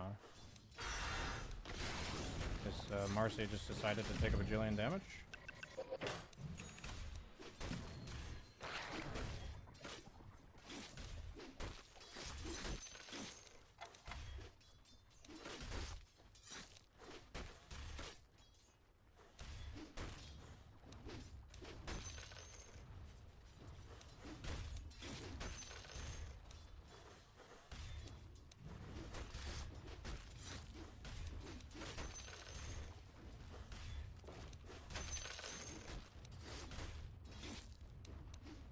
Oof.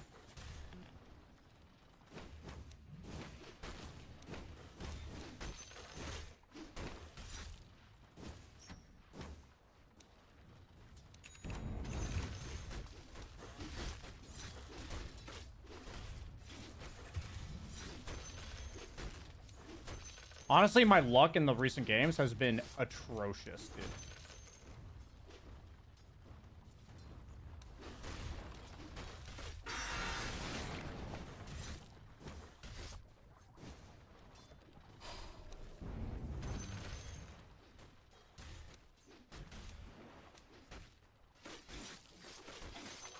Like, my 5 is literally just AFK on the side of the lane, and my off lane is just, like, dying a bunch? I don't know.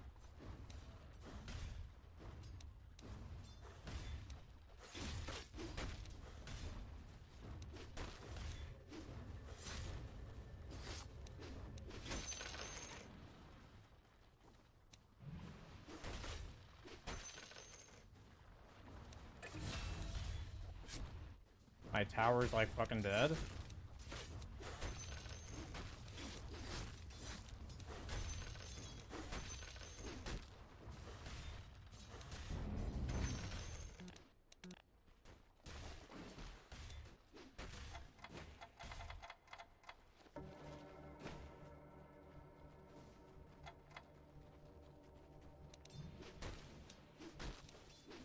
I think I'm playing this lane incredibly smooth.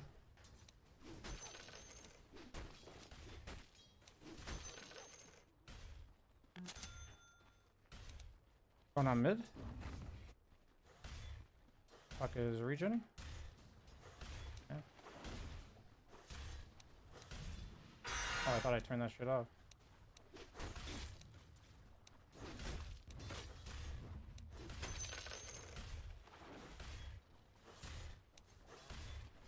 Once he gets 6, I'm out of here. But until then, I can lane.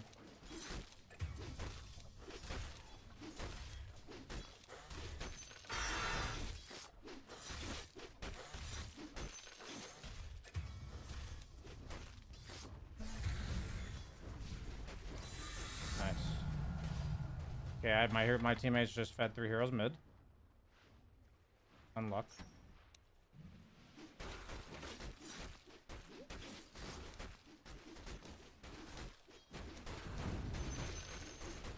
Somebody can have bottom lane for XP. I'm done there.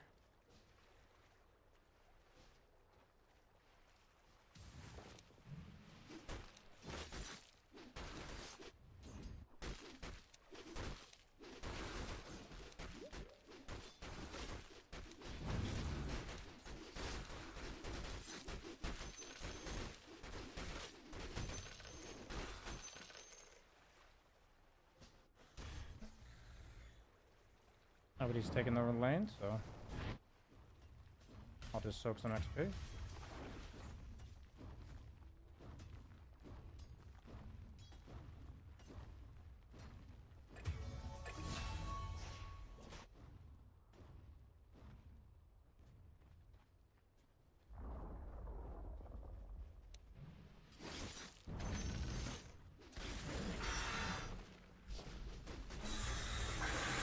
Okay, I'm fucking dead.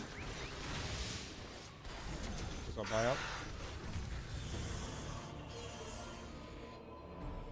I didn't think anybody was bottom because I saw what was happening top, but I guess Wyvern was 6 at minute 9 is bottom. Honestly, guys, my luck with teammates has just been fucking atrocious. Like, I don't have anything else to say than it has been absolutely fucking atrocious. Like, I haven't had a single game in the last, like, 7 or 8 games where my teammates have not put me in this position. And it's really fucking frustrating to have this be, like, consistent.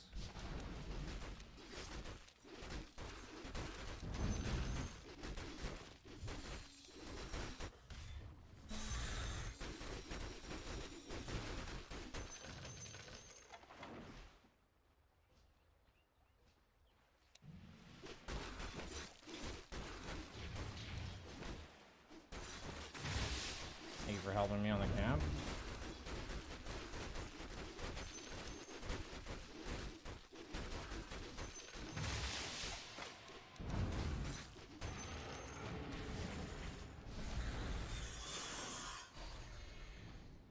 Very good.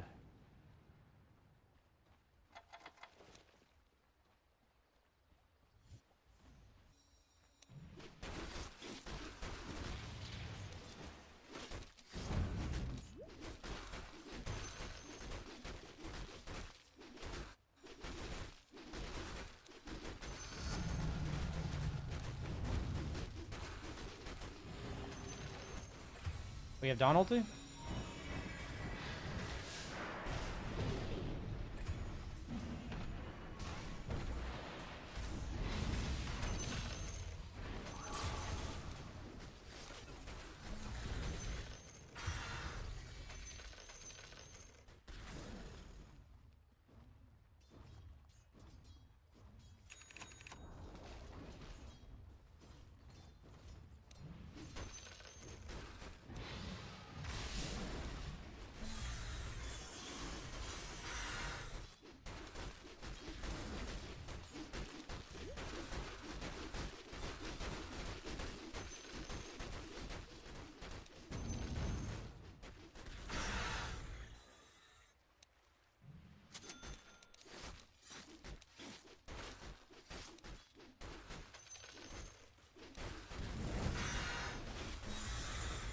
Very cool Dota game.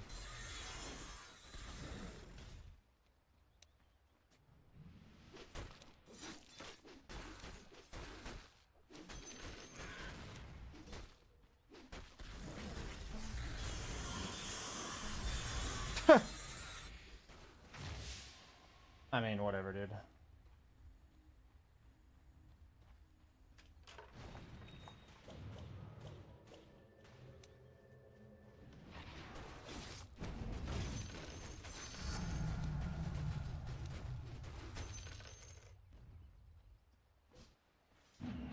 And they're just move command following each other.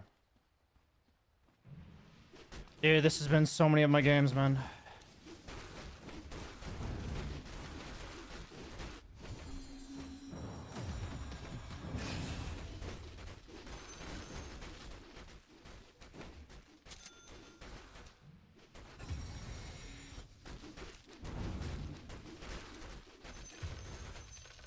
Oh, man.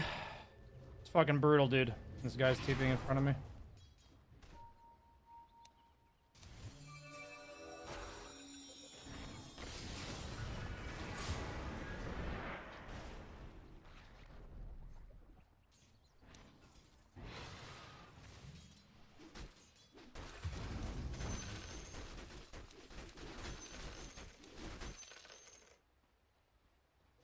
Oh, maybe if I manage to get some space on the map.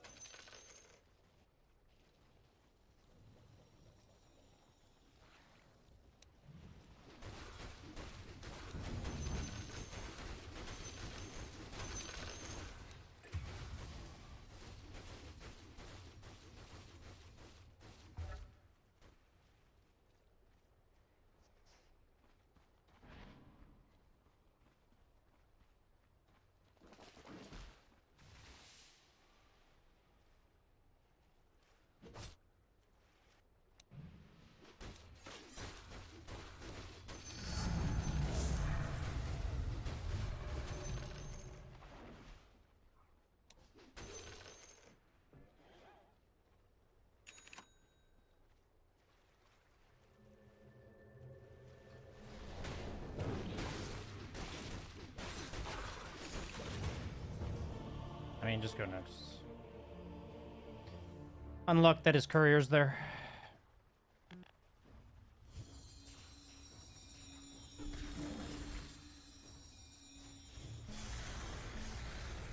I mean, the thing about this game is it doesn't matter what items I have. Like, so if there's any discussion about, like, what I'm building, it just, like, it doesn't matter, right? Like, in terms of the state of the game right now, like, this game looks exactly the same no matter what items I have.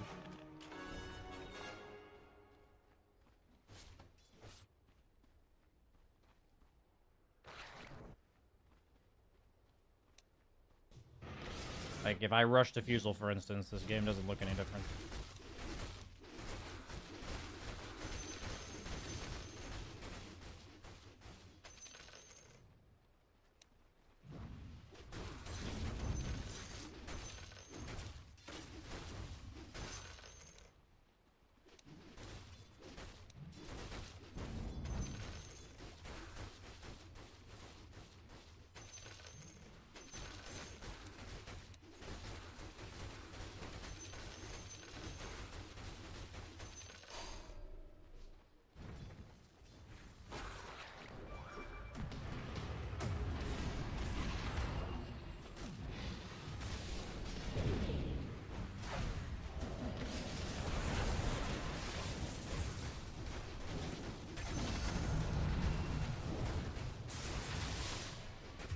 Dude, come on, finish him, dude.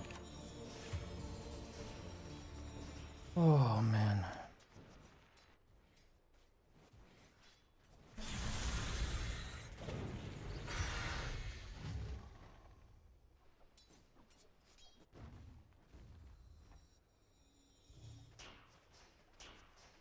Yeah, our puck's gotta blink soon.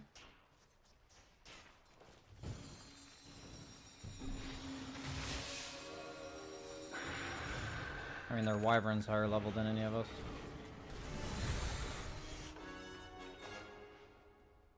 I guess I'll just go defusal and maybe we win like a high ground fight or something.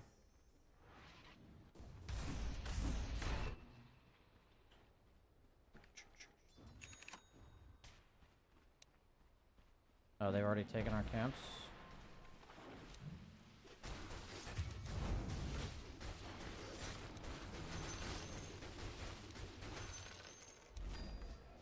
I think what might actually be better on this hero is if I took...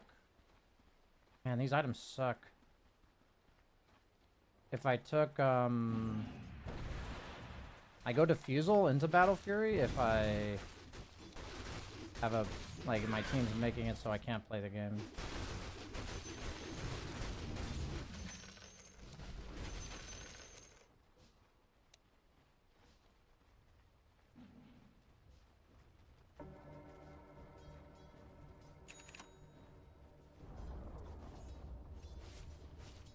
Problem is, Anti-Mage might have already farmed this. Okay. Hopefully he went right.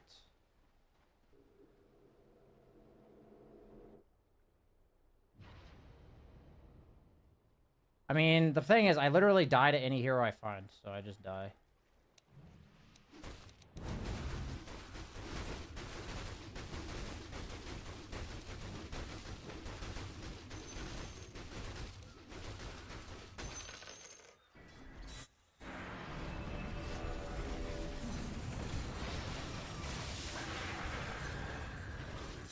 Oh my god.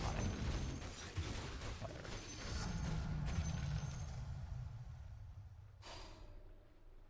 Stupid jungle camp. I don't even think I wanted to be there anyway.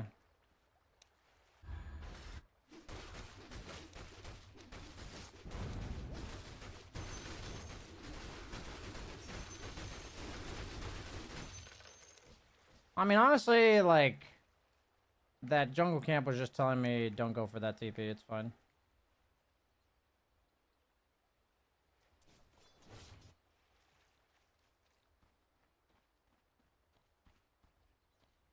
The thing about the map when I'm playing PL is I just need my other two lanes to not get fucking obliterated to the point that they can't do anything as 4. Like, I'm self-sufficient if they're not allowed to run at me with all of their heroes, like, relentlessly. You know what I mean? Like, I can play the game if I'm allowed to not be ran at with nowhere else to go. Oh my god, dude. This is fucking ridiculous.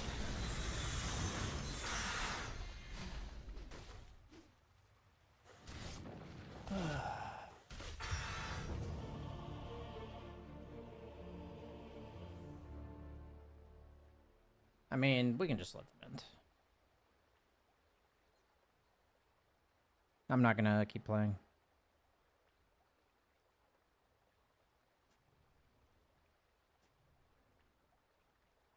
I think these type of games I do just need to throw in the towel.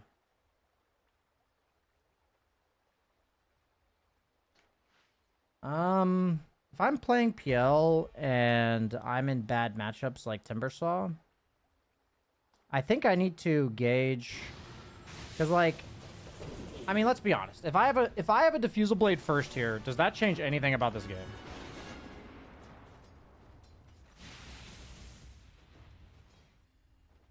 I don't think it changes anything, right?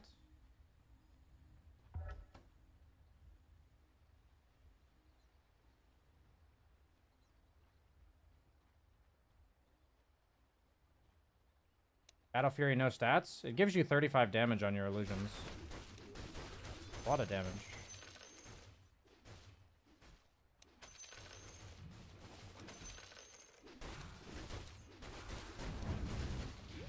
Honestly, when you're behind like this, it's like impossible to play Dota because of these fucking watchers.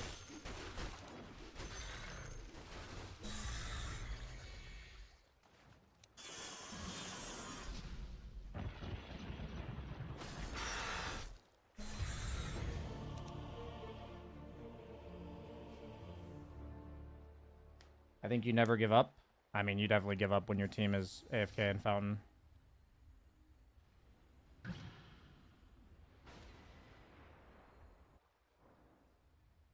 I mean, the only problem with PL is that he doesn't exert a lot of pressure on the enemy offlane most of the time.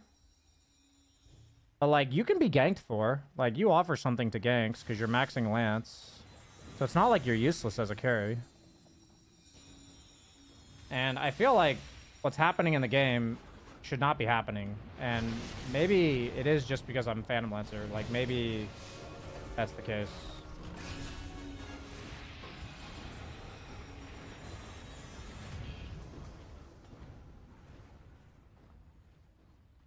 But, like, for instance, I feel like if I was anti-mage, I could be literally any hero in this game, and I would have just won, you know? So it's really hard for me to know if there's, like, anything to learn from these games.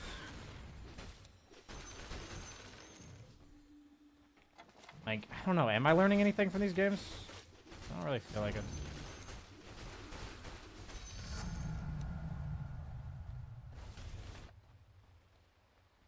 Like, this game just felt like my team was bitching at each other from minute 0 for some reason.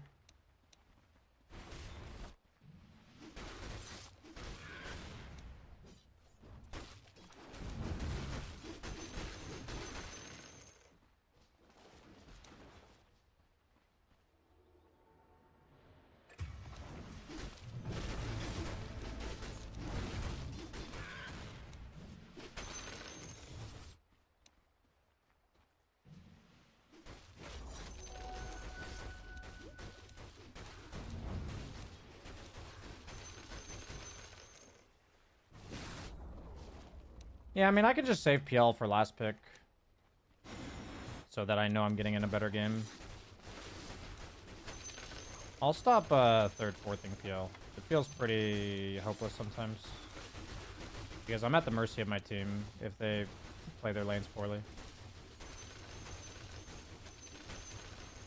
So I'll stop third, fourthing PL. That's like a reasonable takeaway from here. I've had this happen enough games where it really sucks to have like no agency in the game at all. And I feel really bummed, to be honest. I've had so many games where I feel like I have virtually no agency. And it just sucks. Like, I'm just on such a huge loss streak.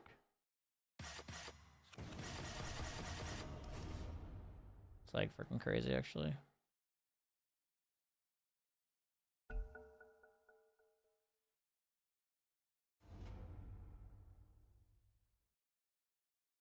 But like, if I was Gyrocopter, I guess maybe that lane goes better, and then maybe we can turn it into something. But, I don't know. So basically, Battle Fury PL is bad. I mean, obviously, I don't think it's bad because I'm building it, but...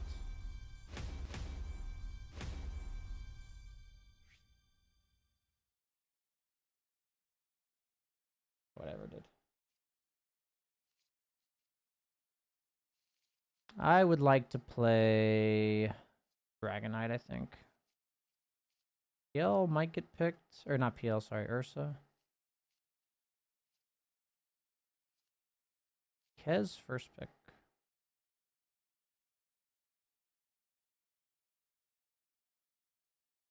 And against Jakiro. Jakiro Ringmaster.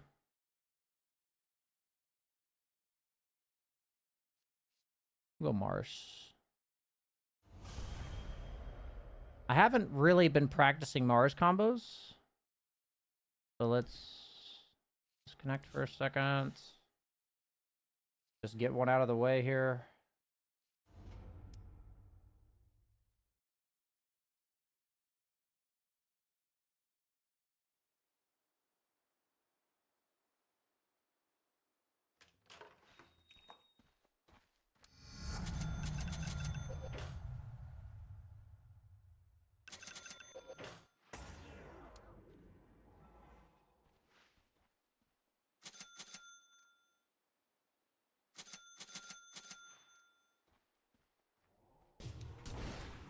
Yeah, that's why we're practicing.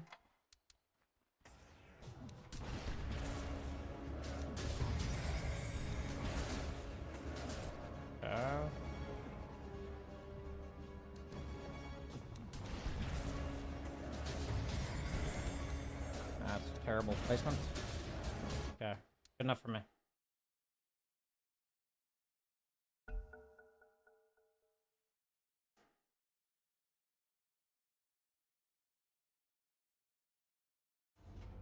Roll experiment over. 3 people marked carry, so I didn't go for it. I'm against Ursa, Jakiro.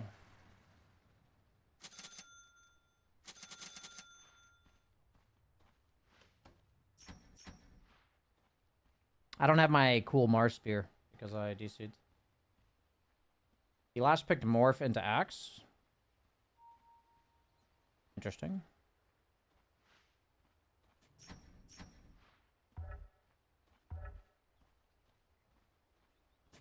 It's really hard to, it's really hard for me to remain positive. But I'm doing my best, guys. Doing my best. No, они сильные еще. They have Jakiro.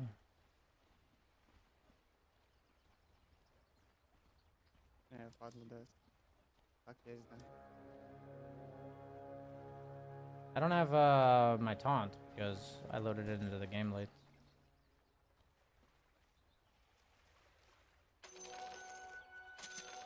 One thing positive about that last game was that I was using my only target creep hockey, which is really nice to get the range creeps. I was actually utilizing that. Okay, but now we're gonna focus up on the lane.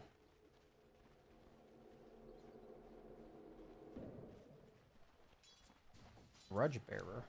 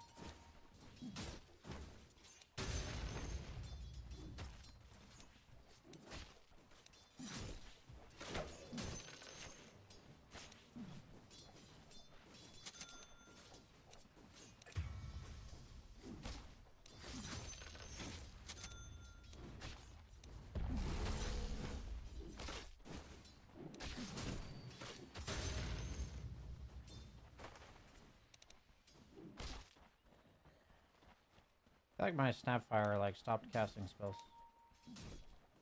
Oh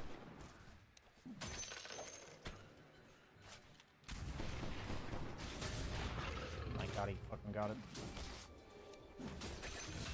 Oh, he didn't use it. He literally got it and then didn't use it to survive. Interesting.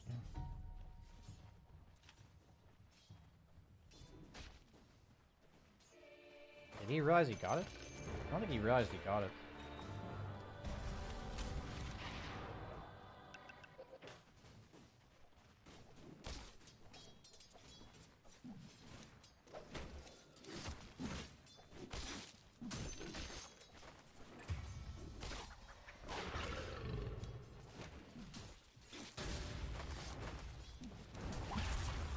That's no.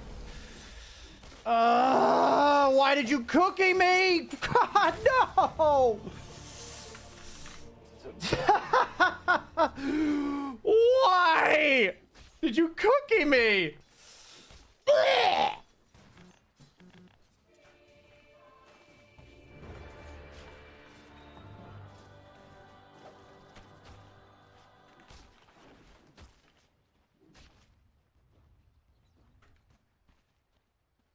Oh my god, I can't stand it, dude. I can't handle it.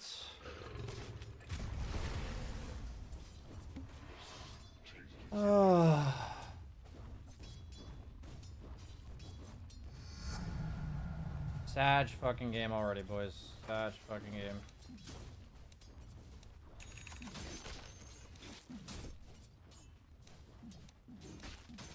Like, I've just lost faith.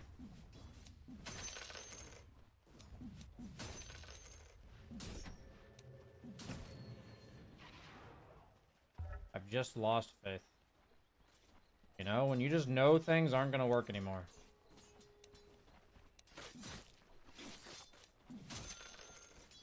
We can pull small.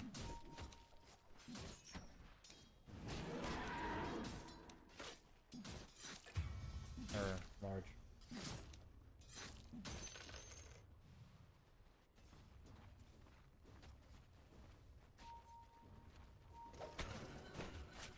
You can cook. I can't handle it.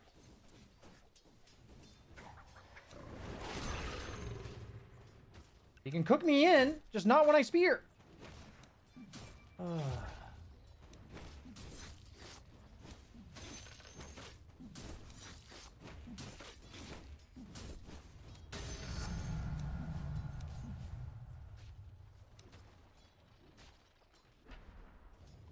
Is this a mid Jakiro? Можешь помочь, тут Шакира нет. No, it's probably mid first spirit.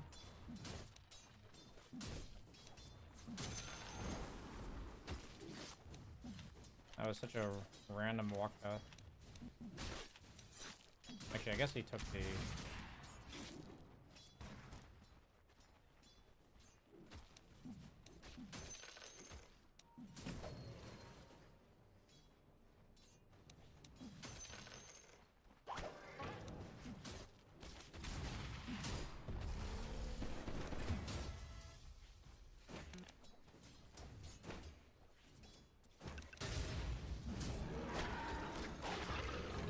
I don't know what this guy is planning. Like, I guess he just doesn't play a lot of snap. Долго вот это чучело миди наблюдать будет? I might need help here. I cannot have Philip Smith, I stay versus the hero. Can I have some help?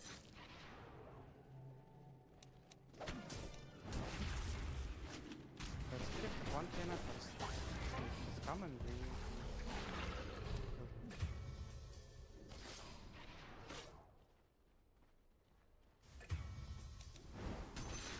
No fucking way.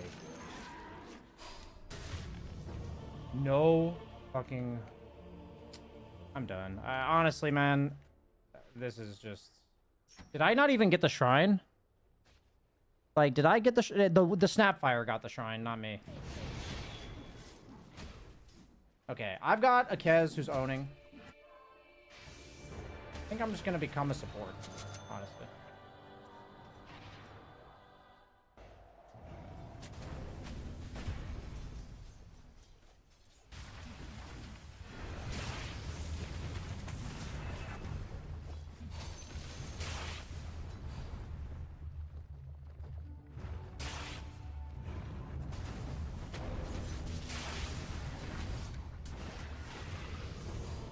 I hope my Zeus kills him. No? Okay. Honestly, guys, I'm pretty fucking done.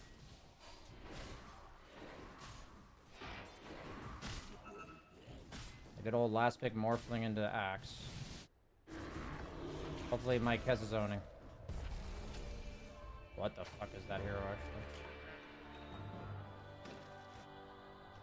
Dude, what do I even do from this scenario, guys? I'm a level 4 fucking Don't Mars. steal. Like, what do I even do? I don't even know what I do here. Oh, fuck, dude. Oh.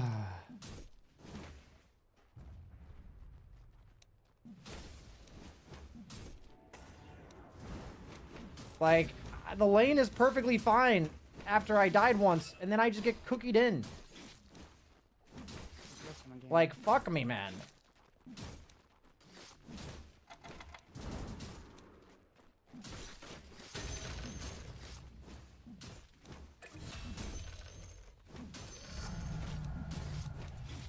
We're hitting, like, creeps forever, man. We're not buying phase.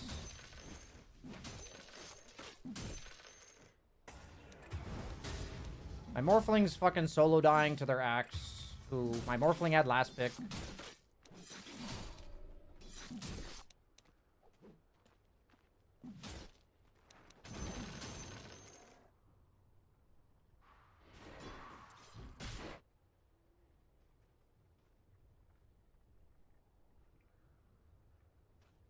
I am gonna go Midas. I don't even fucking care.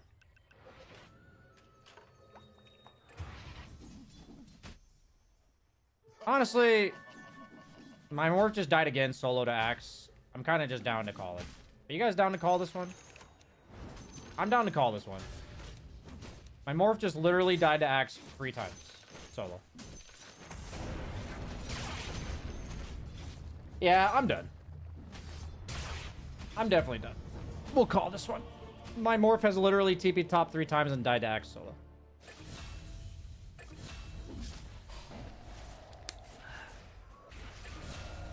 Okay, I'll play now. I tanked in her spirit ulti.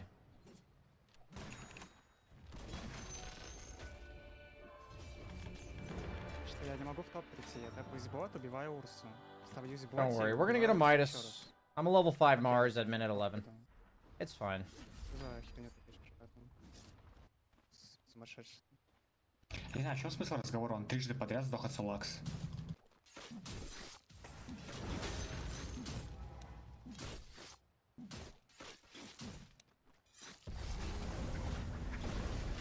Gaz is feeding? He's owning it.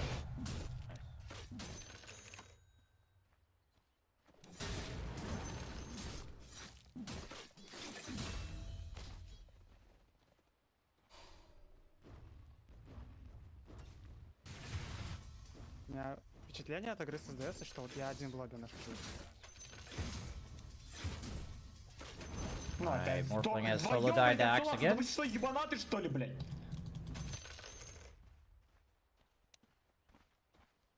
Tenth pick morph.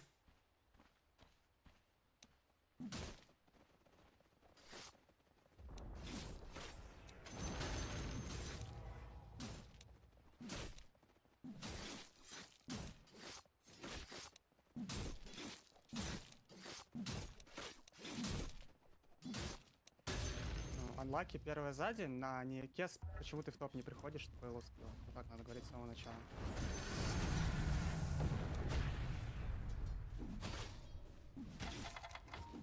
Дайте смог там, пойдем отсюда. Болт сохрани на Б. Лагает его рода. My Zeus is just not there.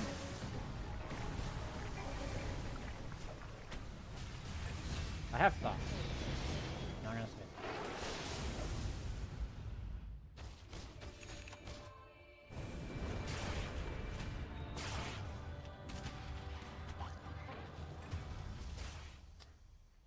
I should have just walked bottom. I've almost got my Midas.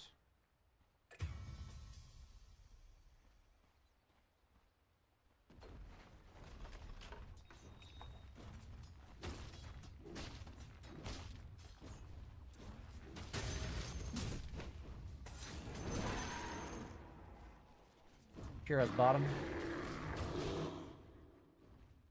I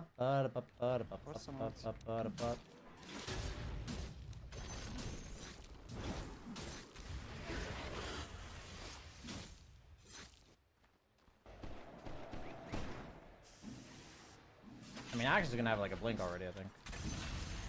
Nice, I got a golden XP for that. I really want you to kill this thing so I get the gold. Thank you. Axe maybe blink. He probably has it. 100% Axe blink. Axe have blink.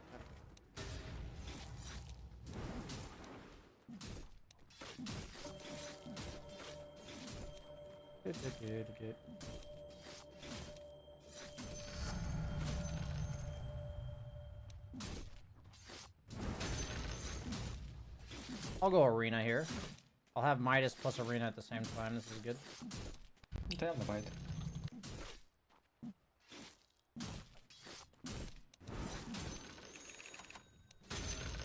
Nice. Got it. Коллапс. Не, мы не убьем его. Тяжесть соль. Все герои. А, тут герои в миду.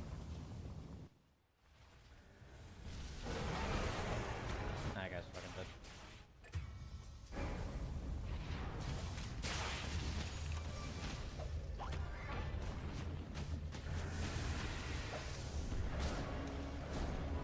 Okay, he's too good. Блять, ну это 3-2-2, я клянусь, что это за хуйня? Ну как это My возможно Morphling себе is just dead представить? again.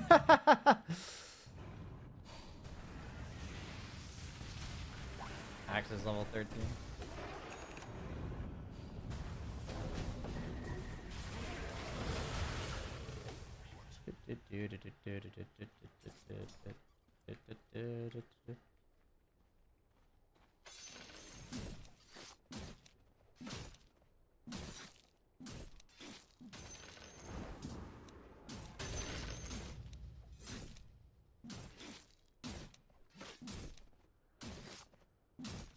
The Ringmaster's too good, man. He outplayed me.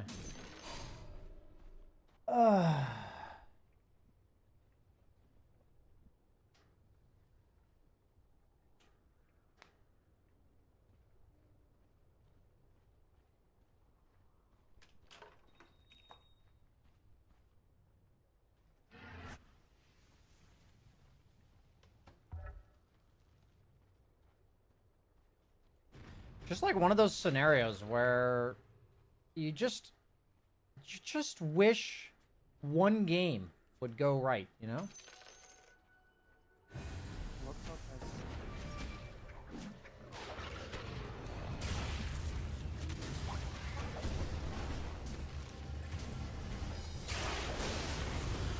Please zap Бля, ну him. это шутка, я не могу.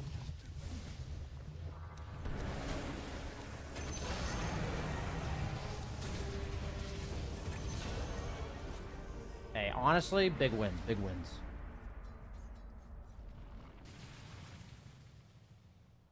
Big fucking wins right there, actually.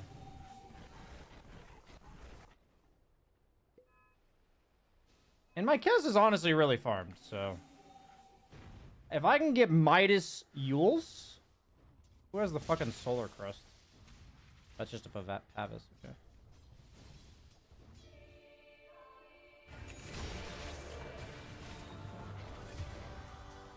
My Zeus is level 9, or 11, I mean. We're gonna take this, and... It's not far, you move on me right now. this. Axe no mana, we can do something on map.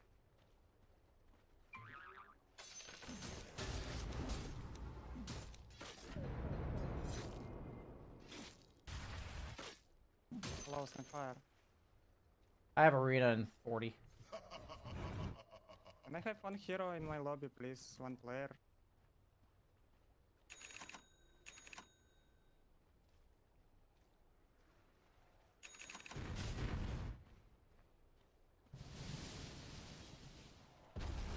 Axe stop.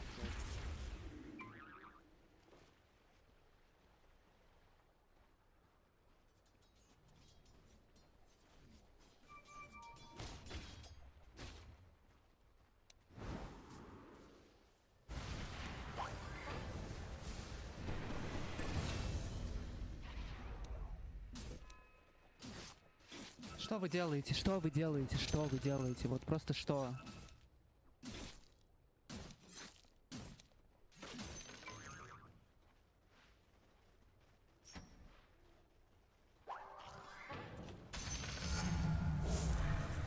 I'm down to smoke it up. Oh.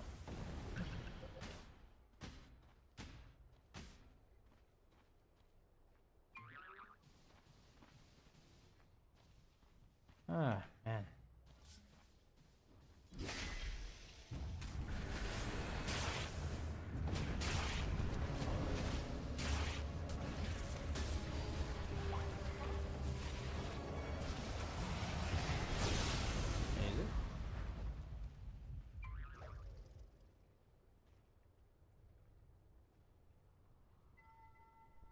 Easy.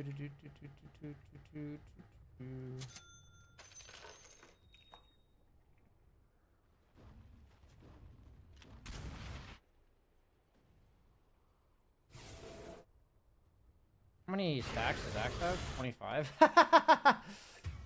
That's funny.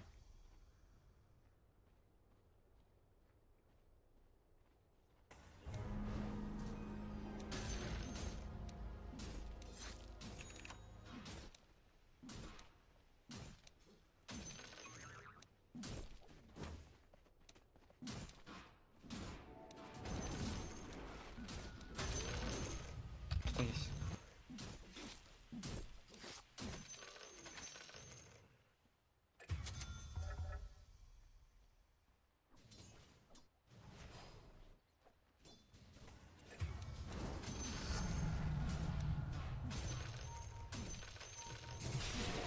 Oh no.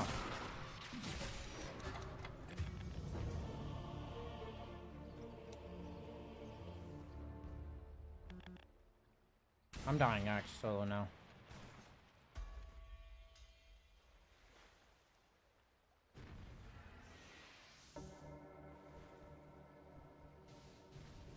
My Morph just saw them do Tormentor, and now he's over there farming. First has Basher, right? Yeah, he does. I can TP top.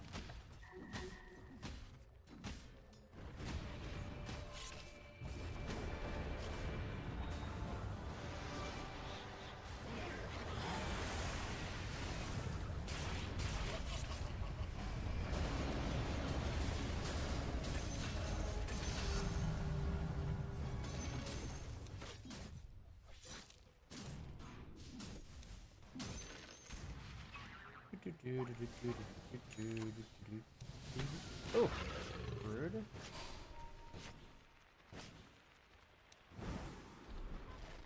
This guy's too fucking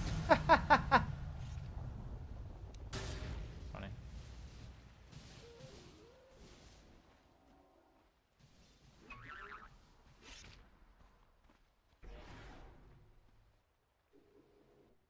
I hope I don't run into an Ursa here. That would suck. I might though. Ah, he's mid, we're good.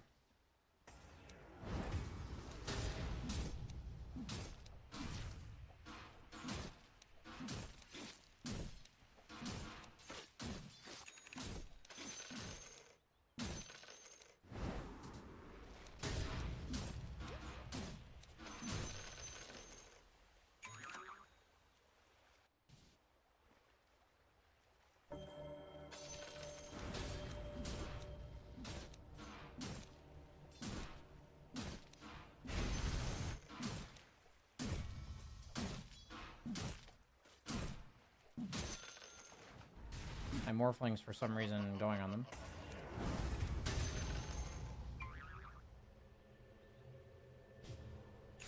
Oh, butt clencher! Who was that even? Was that Axe?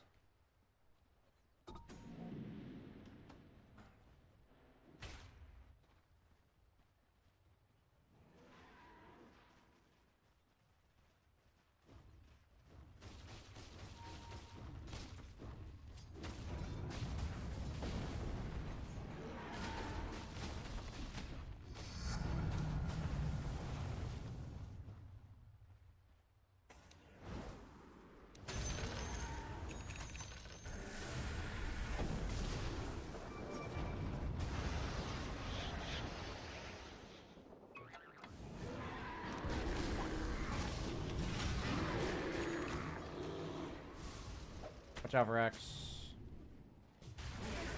Nice.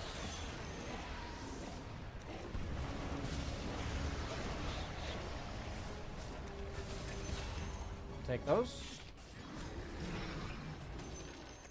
No, super ulti. Guys, I have vision here, don't you remember?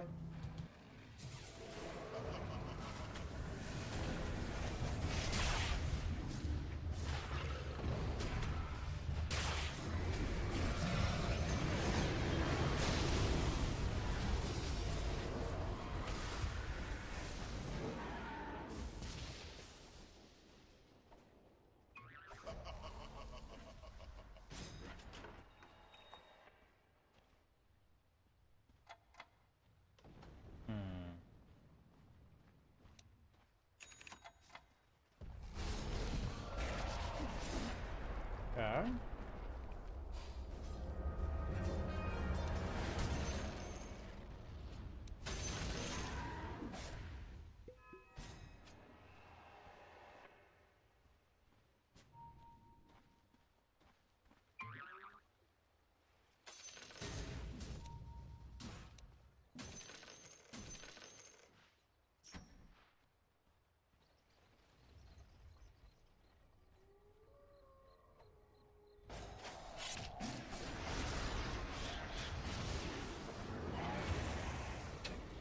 Died to a neutral.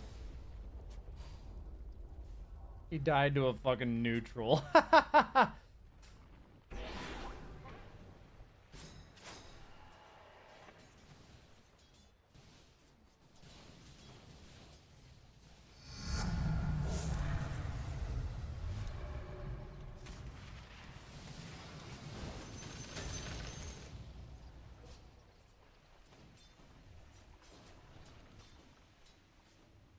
I feel like we just go back to base. Oh, there's an Ursa here? Yeah, just get out. Okay, Arquez left. I'm out of here.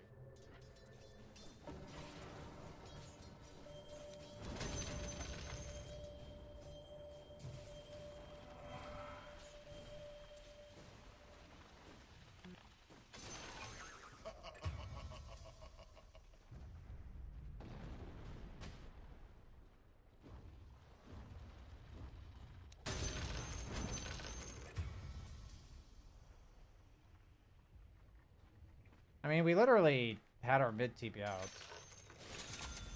But not like I expect much from this game. I can go deward this now, though.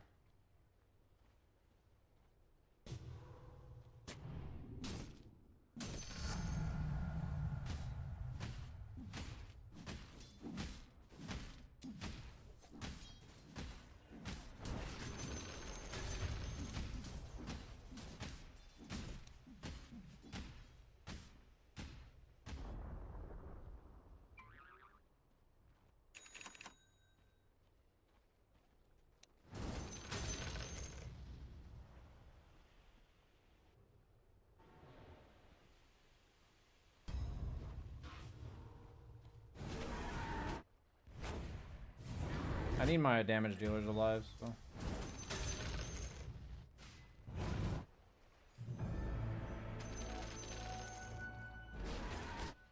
If you can fend them off for a bit, I'm waiting till Kez is up.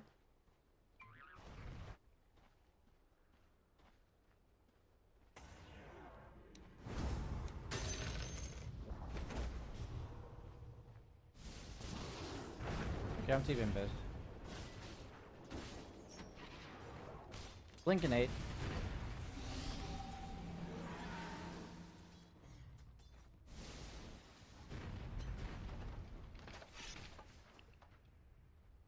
You smoke me?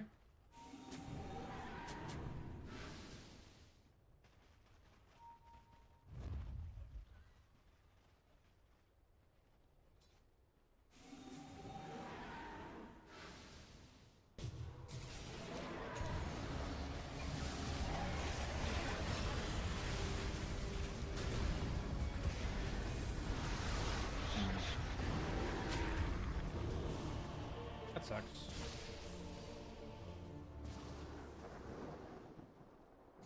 Honestly, if we get out on everybody... Oh! Ah, this is fucking crazy for my teammates. Like, what is this? I mean, they were literally out. If they got out, that actually wouldn't have been that bad.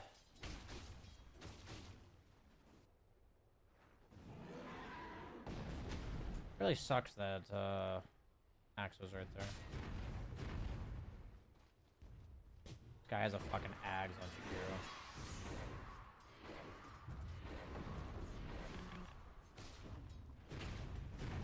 Midas is almost up.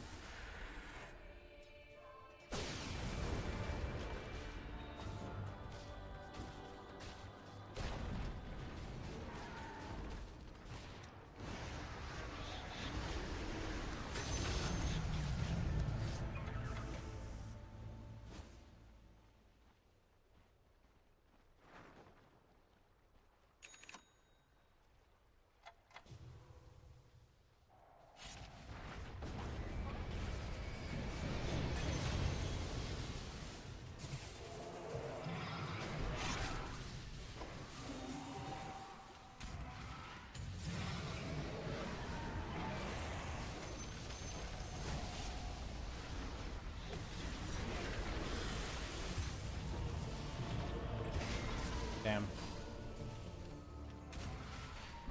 No BKB axe. No BKB axe.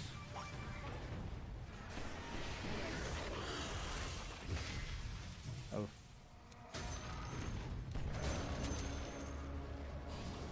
Nice.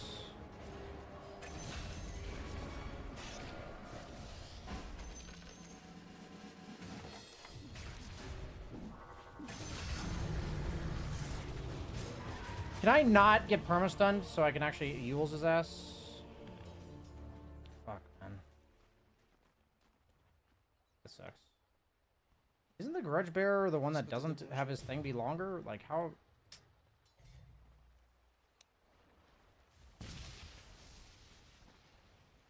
This guy's fine, right?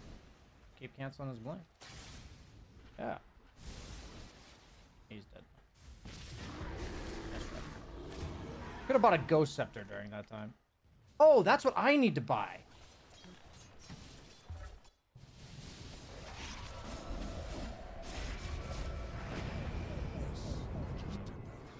Morphling's fucking dead.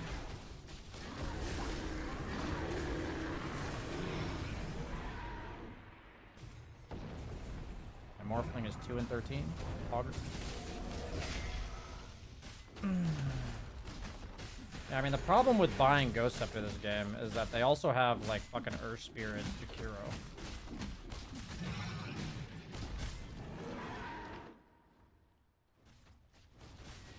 Okay, Kez is ready to go ham. We can get them with Arena plus Kez here. Are we going for this Kez or what? Oh, you're going there. Wow.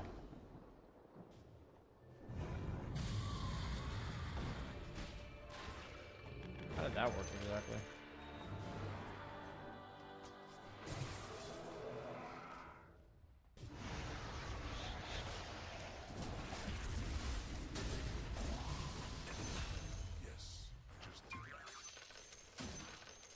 I should have Midas the fucking catapult, boys.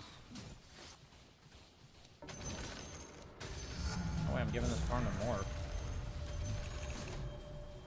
Coming for the smoke.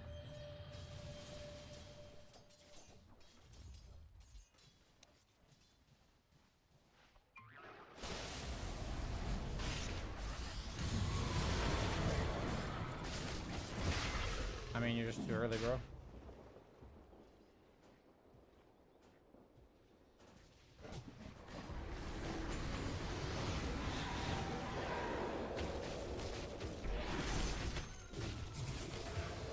We actually needed our Kez to wait there. I actually think we could have maybe yoinked for that. I mean, with Kez, you can kill anybody anytime. Like, that hero just does so much fucking damage. I think we could have maybe had a chance there.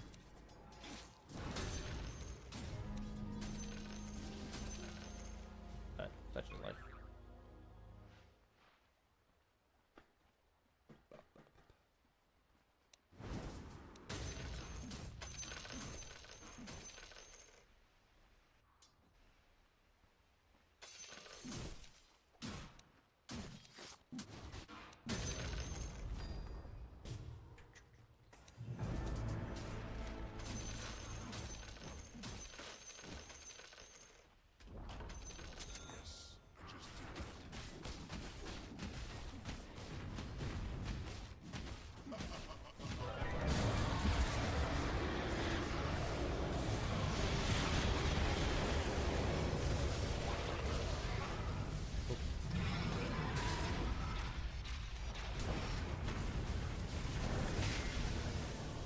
Damn.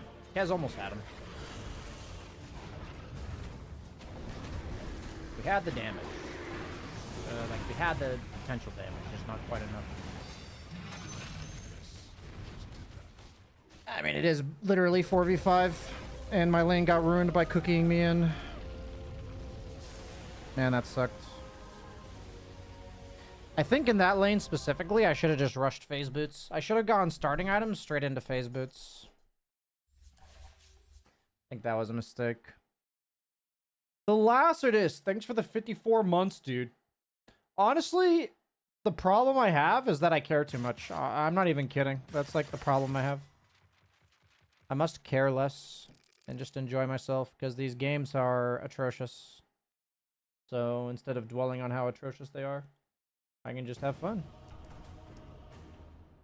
So I'm gonna do that. Like, I actually just care too much, you know?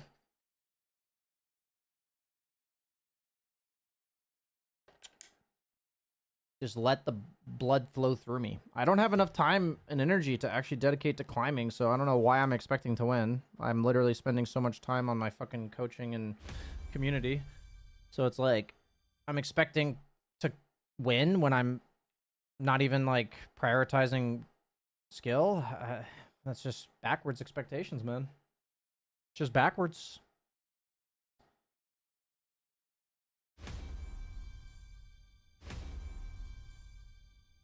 Looks like we can play carry. Guiding Hand, thanks for the 108. That is fucking 9 years, dude. That's a long time. And Comrade Engineer with the 6 years. Wow, 2 exact year counts. Thank you, guys. Just for the record, we have Comrade Engineer subbing for 6 years, and then Guiding Hand subbing for 9 years. So we literally have 6 years, then 9 years. Do you guys realize this? Like, what are the odds? Like,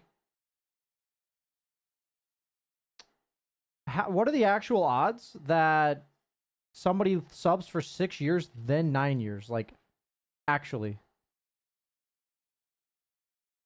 Like, what is the fucking odds? What are the odds? Do you think it's possible to climb without spamming games?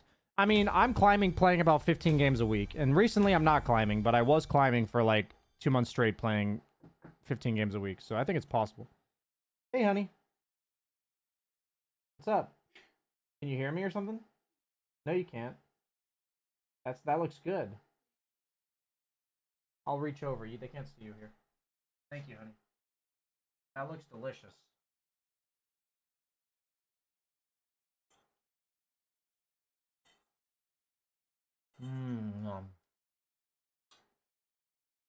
My lady friend made me dinner.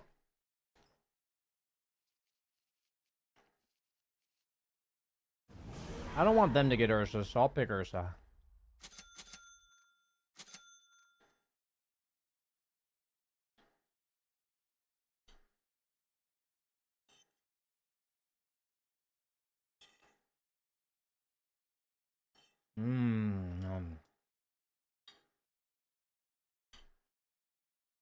What about 5 games per week?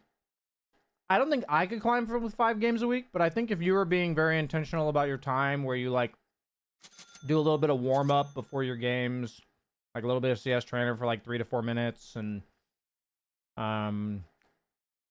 we're like limiting your hero pool to like 2 or 3 heroes, and you put in like safeguards to give yourself good picks and stuff. Yeah, I absolutely think you could climb. I'm playing Ursa into Enigma. That sucks.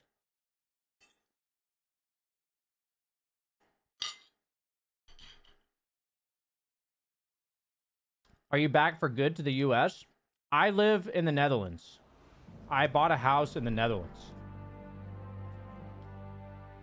Hoogie voucher.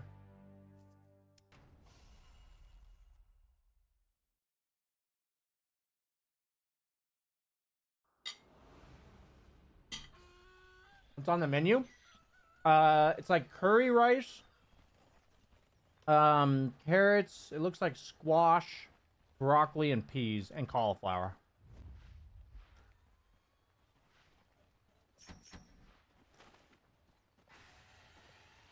Grandmaster tier Enigma. Poggers. Grandmaster tier Enigma. I'm getting a lot of bad lane matchups. I blind picked PL into Timbersaw. I'm last pick, I got last picked Ursa last game against me, and then now I mean, honestly, my last game should have been good, because we were winning it, and then we took, like, one bad fight at the Lotus pool, and then I got cookied in, and that sucked. Let's make sure the small camp's free. I'll help you at it if need be. We really need that small camp, other lanes, the lane sucks.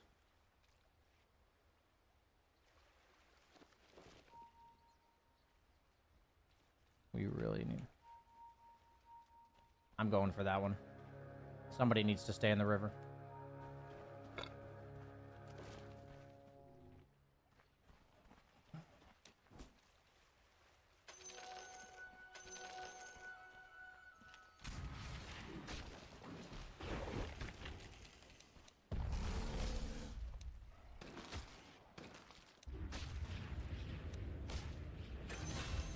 Fucking go.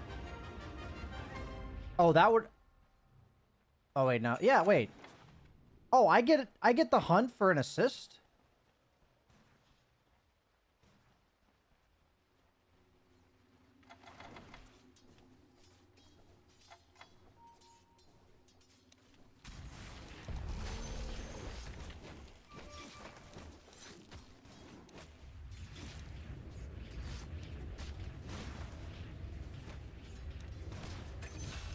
Let's fucking go.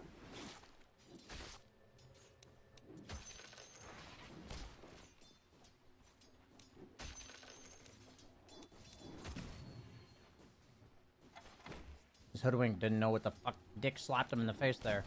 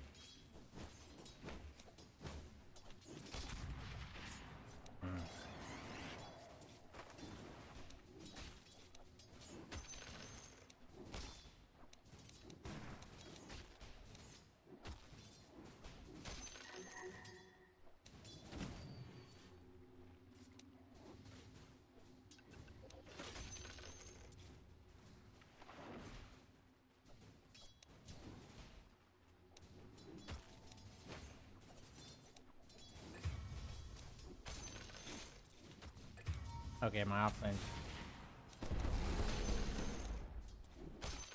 Have a rough one.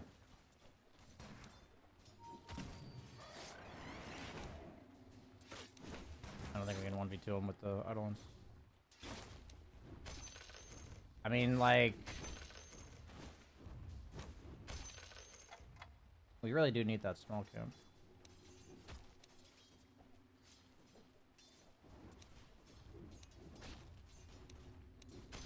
Do we pull small? No, don't need pull, bro. Please pull. You Deny pull. You wanna... Yeah, just spam it. Okay. Please pull! Go. Bro, why pull? Need control Lotus, need push lane.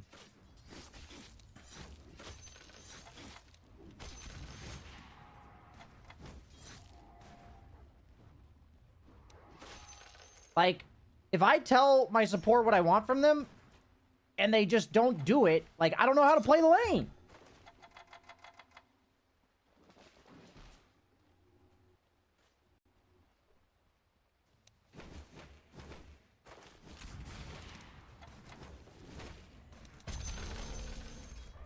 I mean, sick.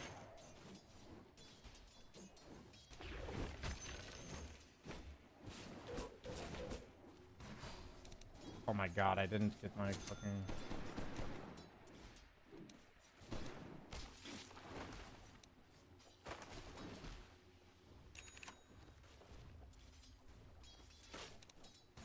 Dude, my courier really doesn't want to go pick up my items, so I guess I'm getting a glove of haste.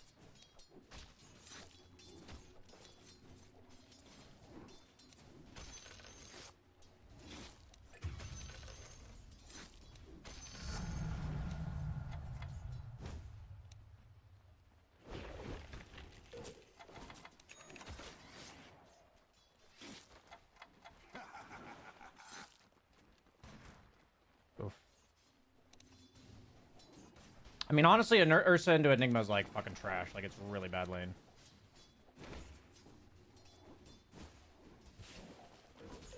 I'm just gonna jungle, I think.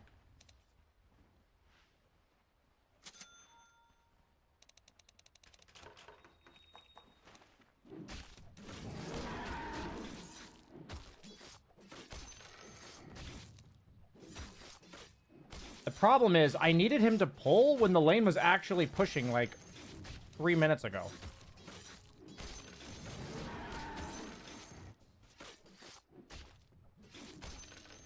Looks like he's going Midas.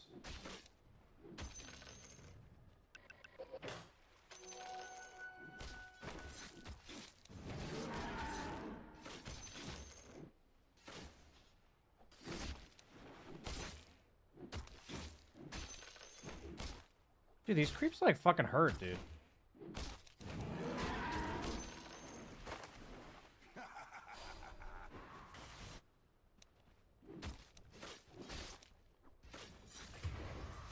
Can I have one game where my other lanes are not just dying? Just one.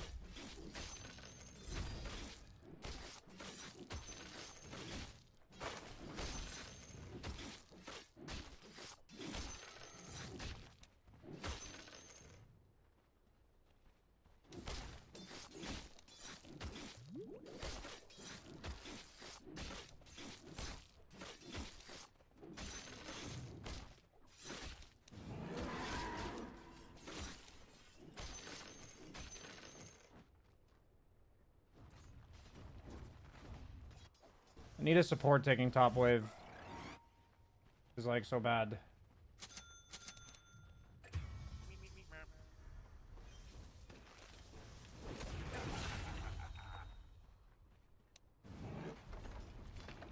I mean, he's level 6 on Enigma. So.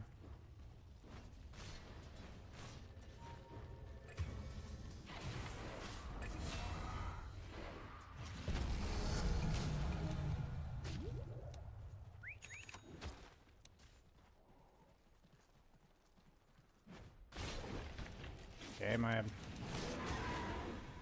axe is just gone. It's fine.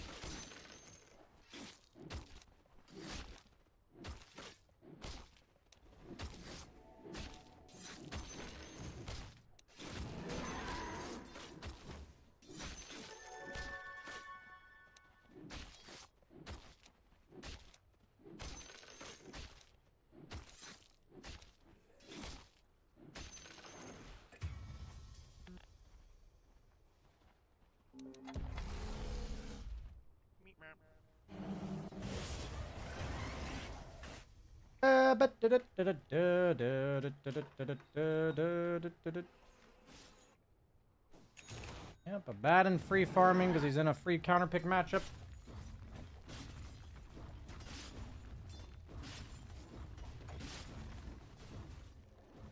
Gonna get some XP here for my 6.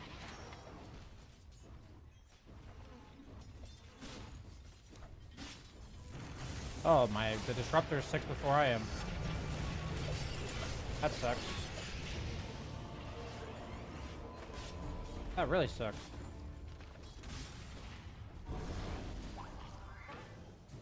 We really didn't want to go on them there, huh? Okay. Honestly, guys, it just is what it is.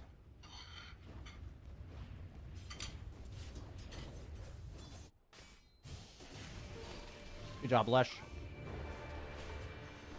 He's not gonna get him. You got him.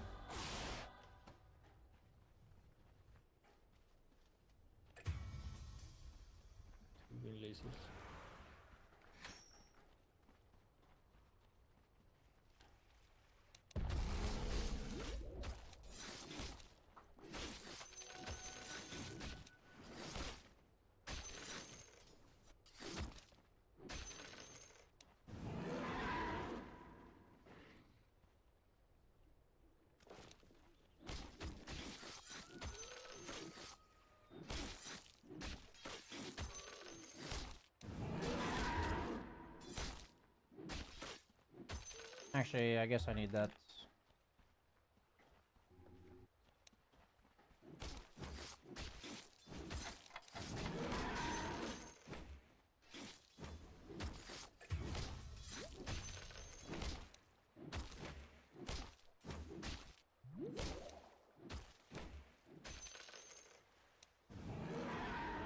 Well, we have no camps. That sucks. We have no camps, guys, so I'm gonna go fight them.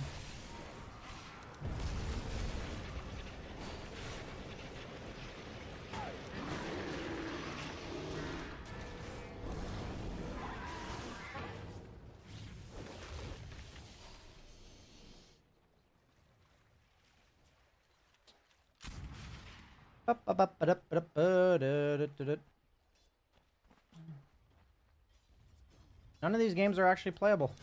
None of them.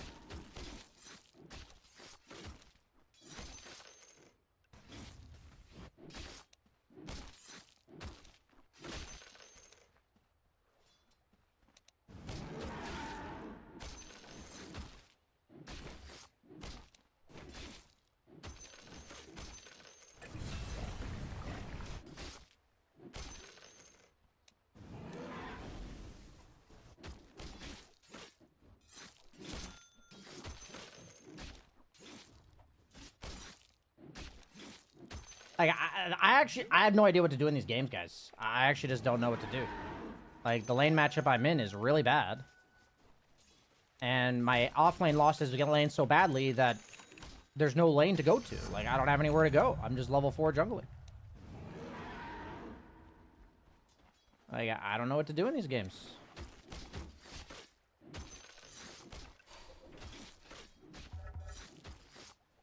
I mean, I'm dead to Disruptor in like a second here. That's all I know. Pretty sure he's like smoked and gonna glimpse me here.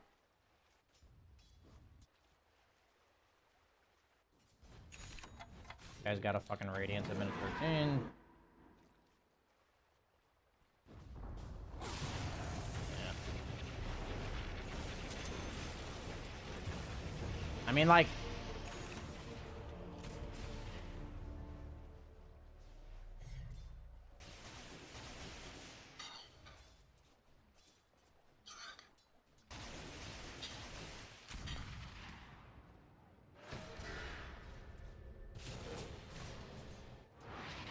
I mean, I don't know. I'm down to smoke it up. See what happens. Let's blaze it.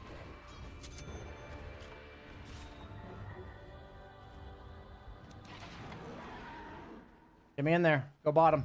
This Abaddon needs to die. He's super farmed. We need to kill him.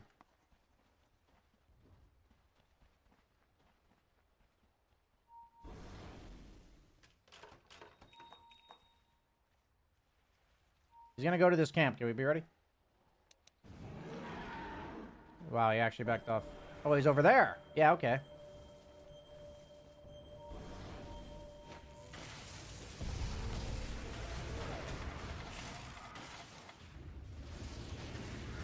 I'm gonna not kill this guy because he has a fucking neutral item.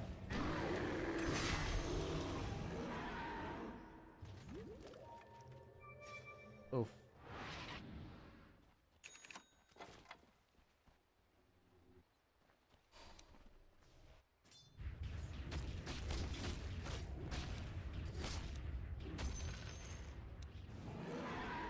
I think we go again. We still have all our spells.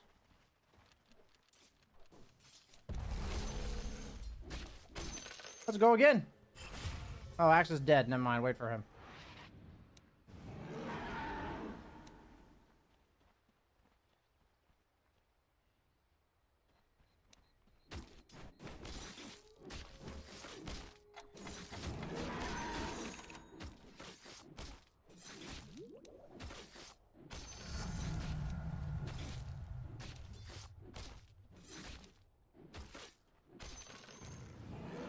Go with Axe.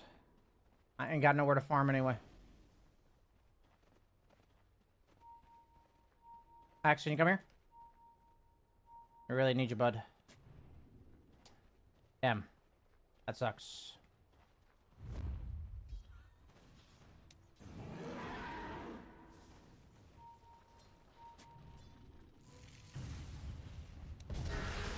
Oh my god.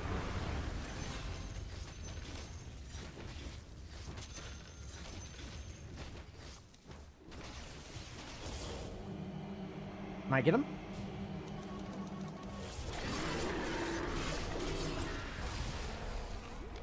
Oh, we're all fucking dead.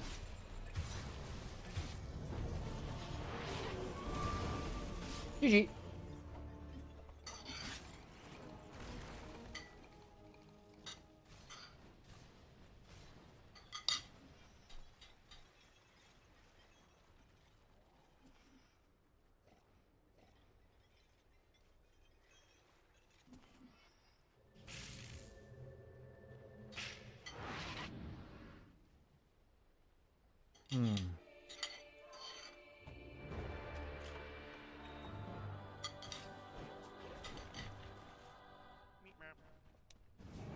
Oh, I have 2x win those. Why'd I have 2 of those?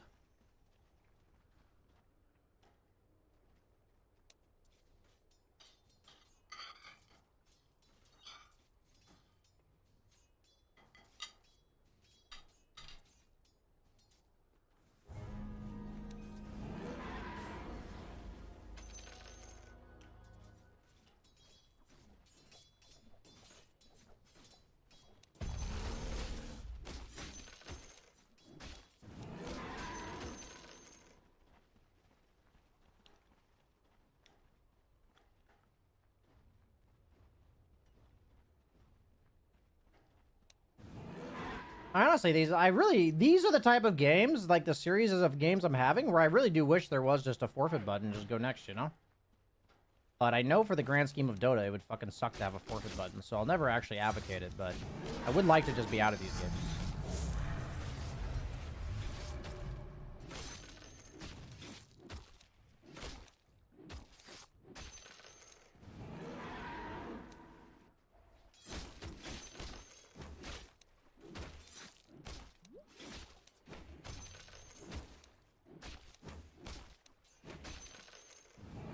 Maybe I just need to pick Gyro. Everybody in Pro Dota is just picking Gyro. I'm not actually sure why Gyro became meta, but I mean, like, I feel like I'm now losing lane on heroes like Ursa because I'm getting like Enigma'd. Like, I'm not getting to play like favorable matchups.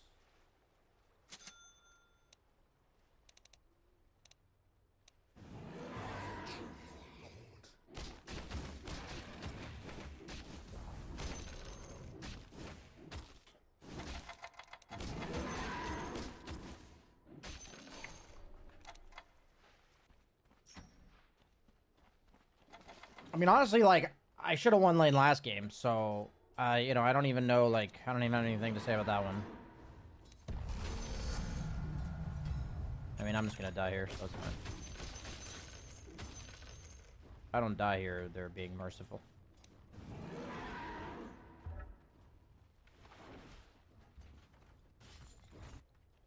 So I appreciate the mercy.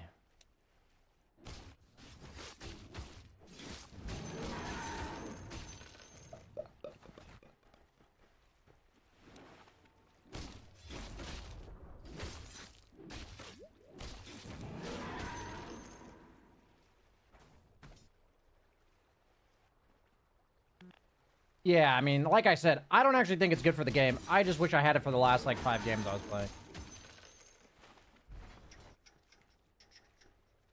And I also know that, like, I'm pretty tilted right now, and it just is what it is.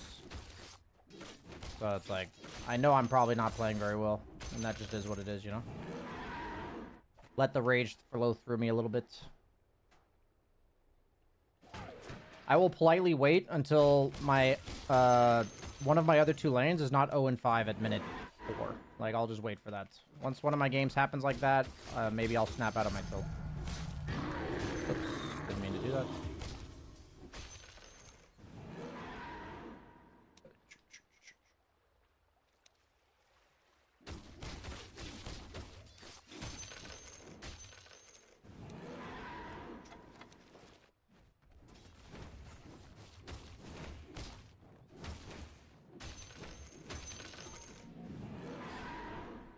Ba-ba-ba.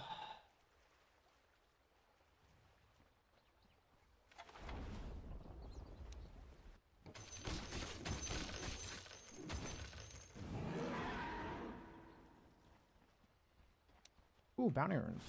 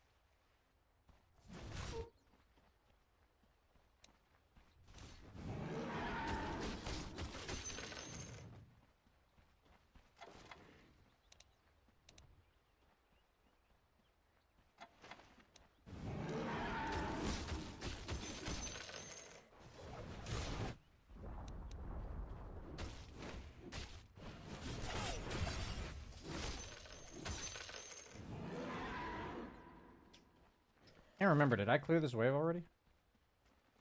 No, I didn't. It really sucks, because I've gotten 2 games where I had a chance to get the Poogie thing, and I didn't get it.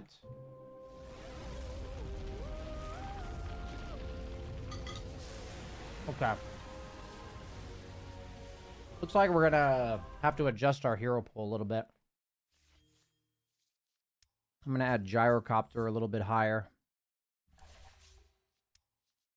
Maybe over here. That was my first loss on Ursa in quite some time. Like, yeah.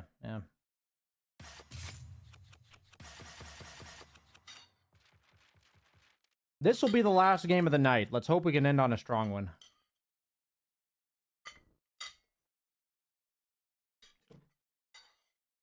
Hope we can end on a strong one.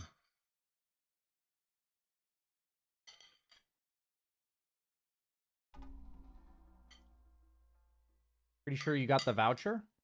Did I? I thought the voucher was tied to winning. I'm pretty sure it was tied to winning.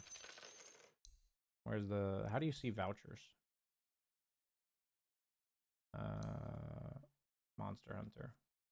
Yeah, it was tied to winning. Badge.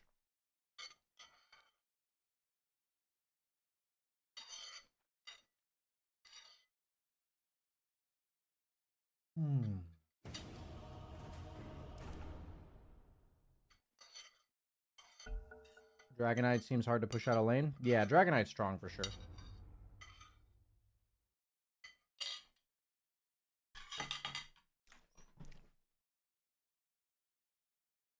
Seems like a lot of the carries I'm playing are kind of getting booted out of lane. Maybe that's because I, like, am getting these, like, top 1,000 games. Because before this, I was not getting booted out of lane. So maybe I'm just getting outskilled. I don't really see the Battle Fury heroes all that much in professional Dota. Looks like there's a lot of safe laners, so I'll go off lane this game.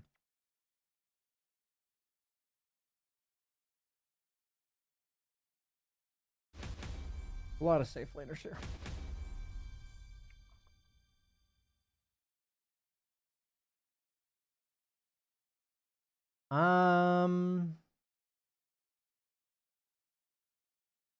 I kind of want to try the Viper build off lane with the Boots of Bearing that people are going.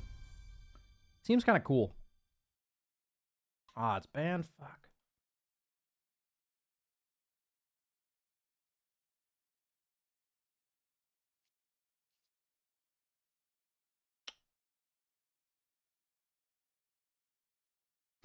Kind of want to go off lane Huskar. Would you guys judge me for that?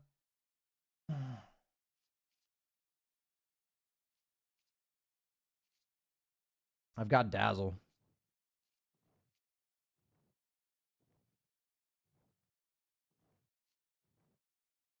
It's probably Tidehunter with this hero versus... Yeah, it's probably Tidehunter.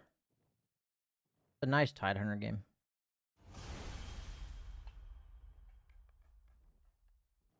I'm not sure what's going on here. Is that an Alk 5?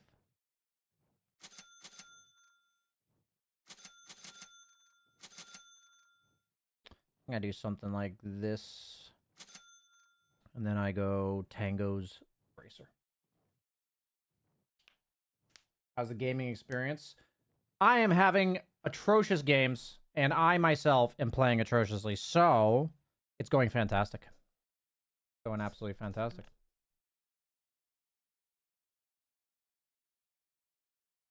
Have you ever tried the Fountain Rampage at the start?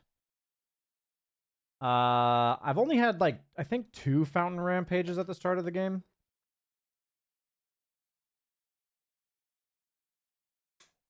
I think I've only had 2.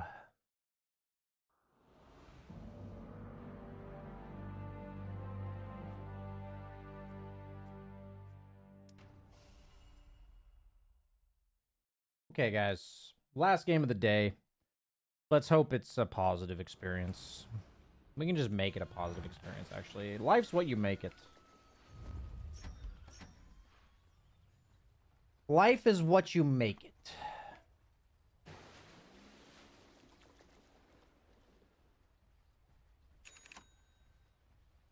I would prefer not to level Gush. We kill anybody... We kill Alk, Sky, or SF, but I don't think any of those are going to show. What are you planning to level on, Weaver? Okay.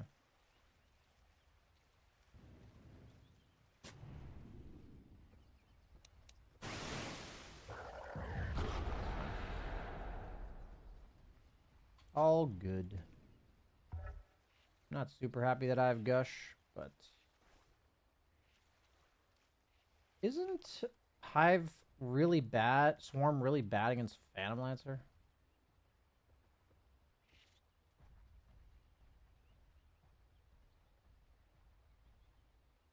How much damage? 110? Even that alone, I think, was bad for my lane. Like, really bad. I mean, he's dead.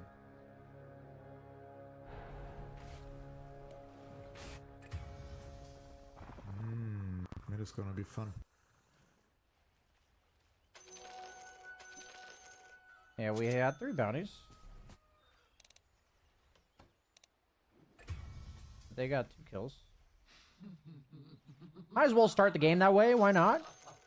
That's just the aura that I have. I'm infectious. Might as well go die. 2 heroes. Good. And my Medusa's getting bullied out of lane. All good, all good.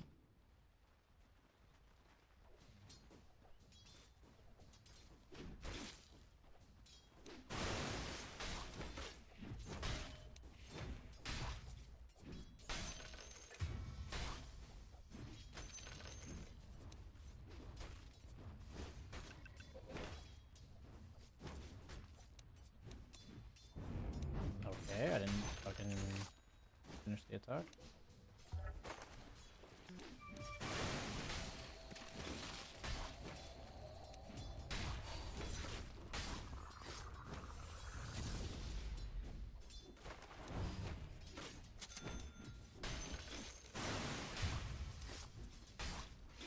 Correct.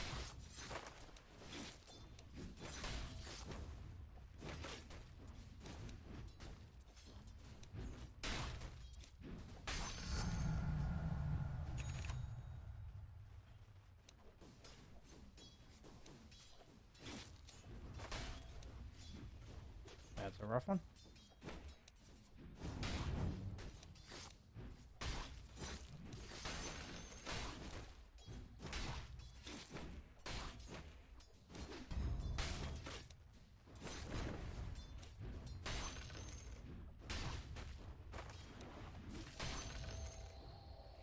But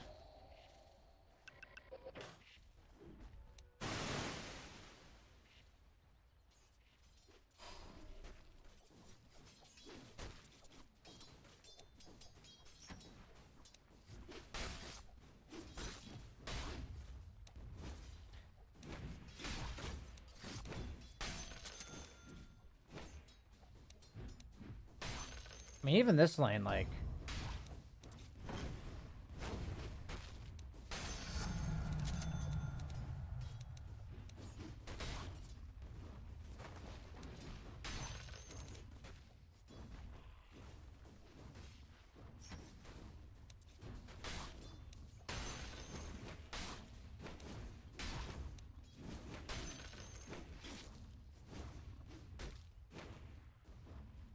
where's my Weaver?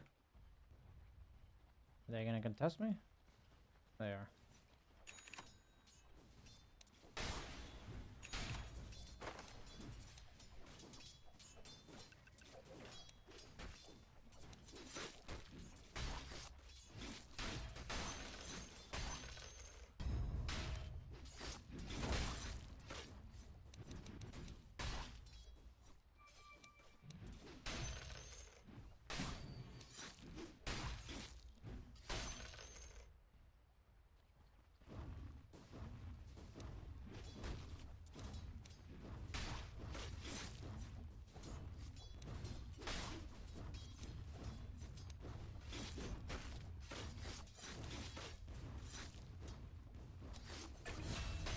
I mean, my Weaver being gone now makes sense because, like, these guys just don't do anything to me. That's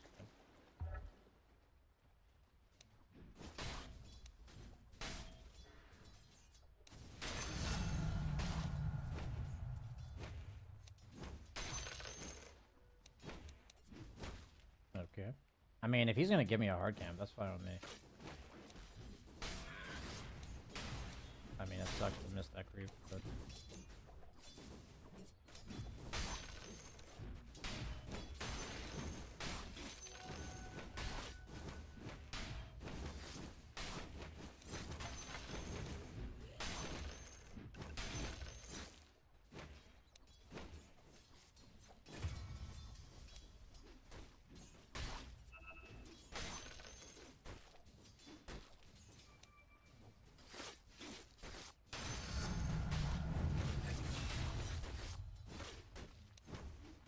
I mean, the thing about PL is he gives the offlaner free farm. That's one thing he does. Most offlaners. Super deep. Any, like, melee offlaner that, like, just doesn't give a fuck? Look, mid guys, he's super deep. Okay.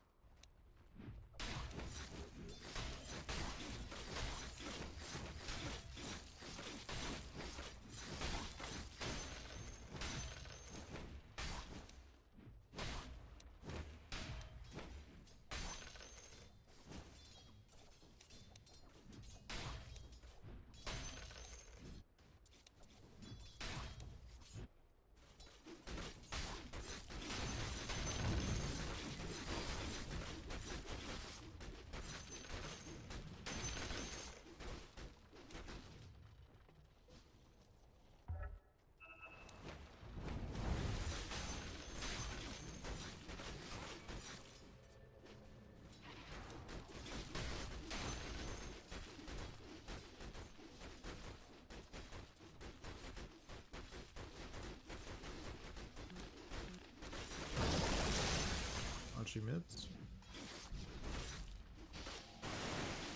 Oori wall behind tower.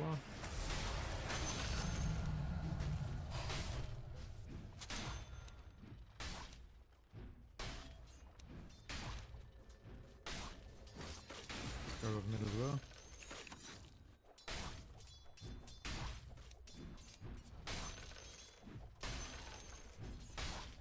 Y'all don't TP either.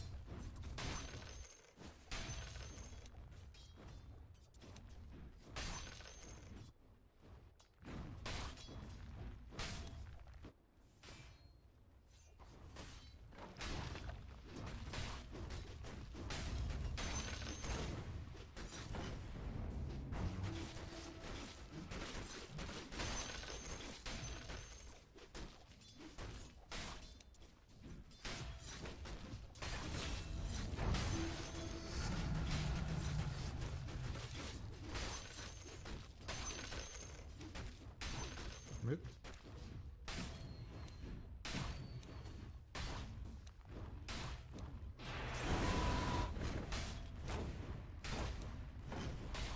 Hear me.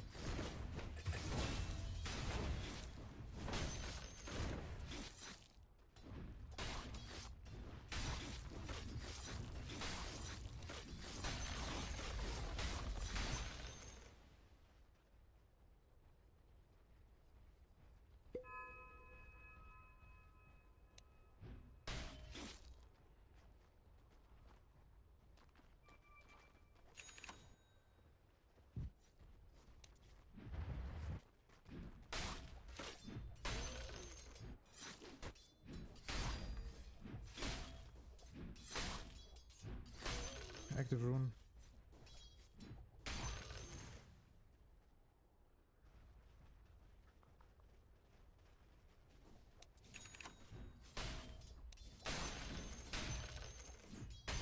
Guys, can kill him. The question is, do I go Blink or do I just go fucking Radiance? Because I am so far. I've ulted in 10 minutes, double damage.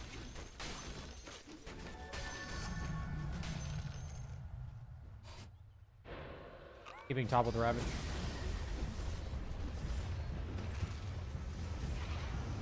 I can't. Куда ты отменил?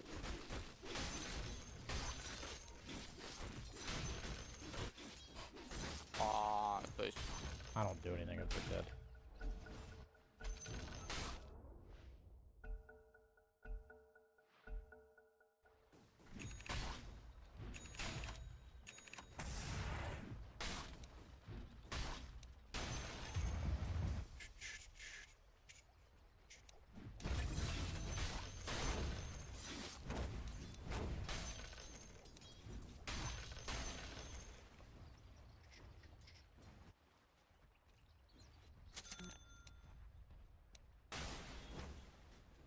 I don't think I get this off.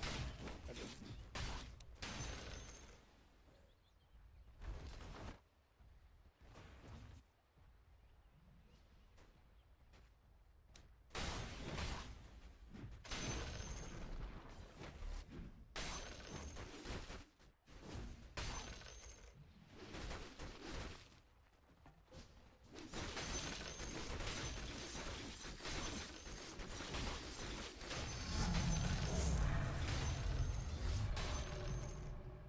I cannot fight.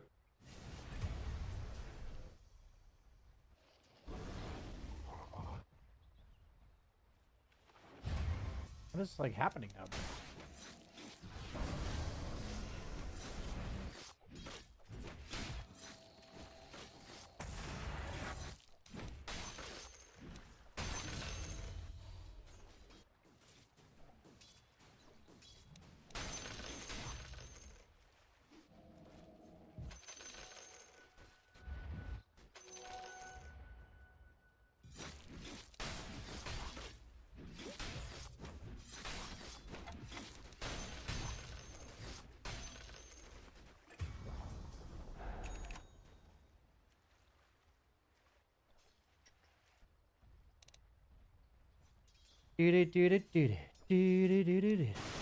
Sorry.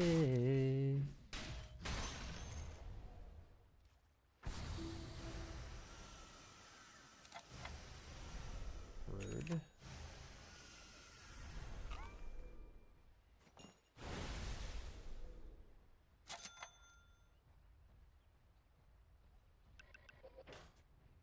I am fucking farmed, bruh.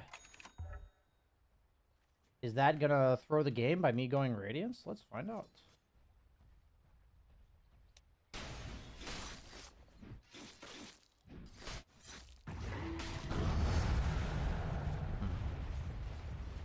Interesting. I don't have farm. I'm down for you to come to me, guys. I have a Ravage. Can't really connect to you. Hmm. I'm out.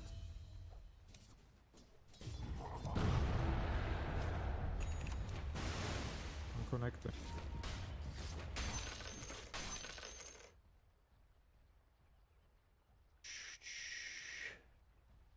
I thought they're going. My bad.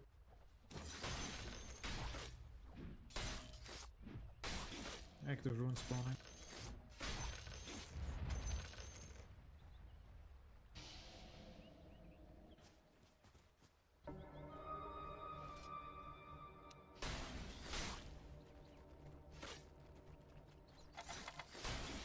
Oh my god.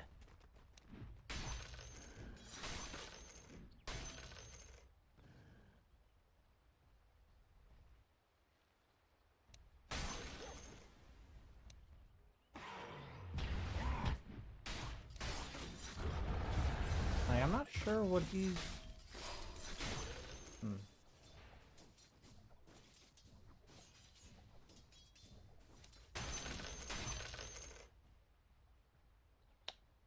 That's fine.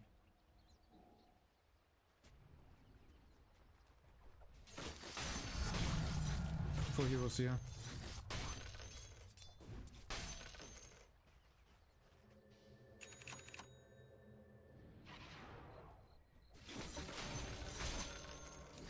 I'm ready to fight, boys.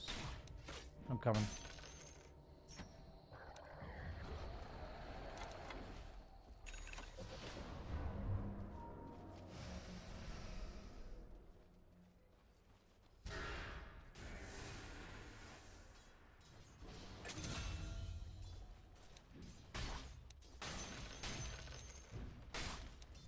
I'm down to just walk at people. My little watermelon walk.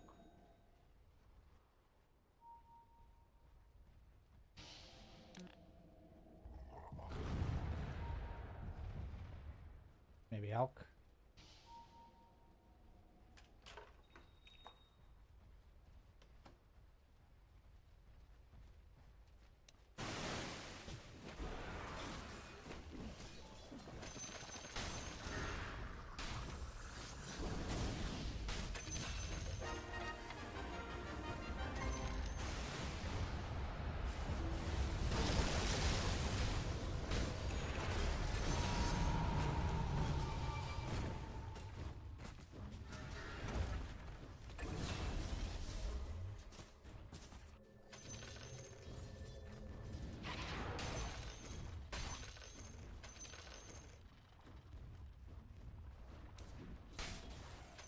We're gonna go some fucking stats, bruh. Lol.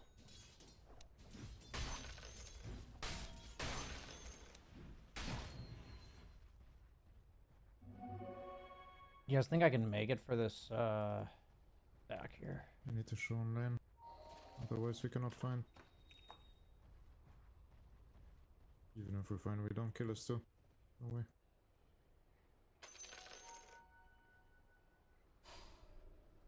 Anybody bottom? Not that I know of.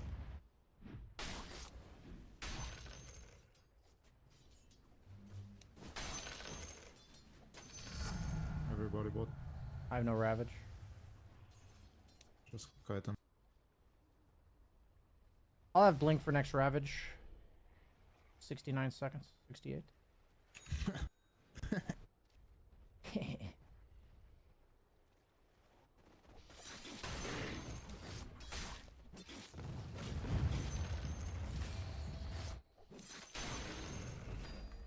Just dodged him right now.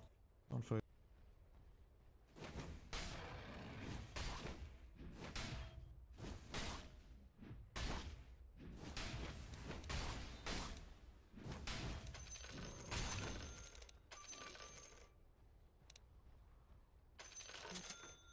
Coming with Ravage in 30. I think he blinked on the Fucking cliff. suck. Any step pros in chat? Not getting out.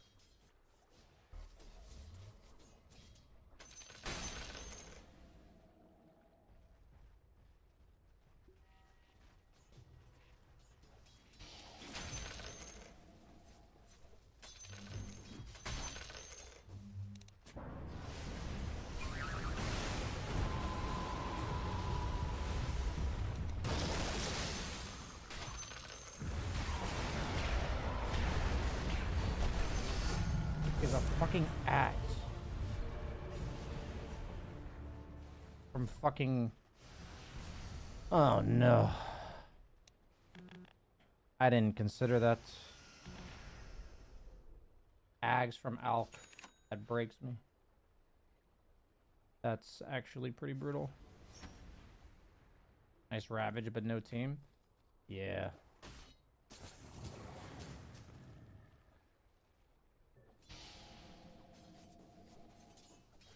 We're gonna go Shard. I think.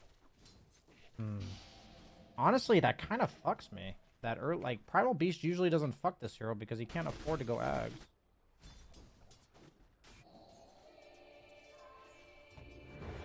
I think we should run around together. Yeah, we can go for that.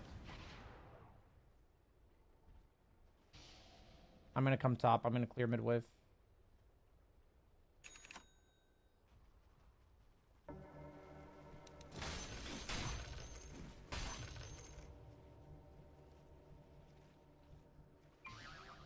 Coming for Tormentor.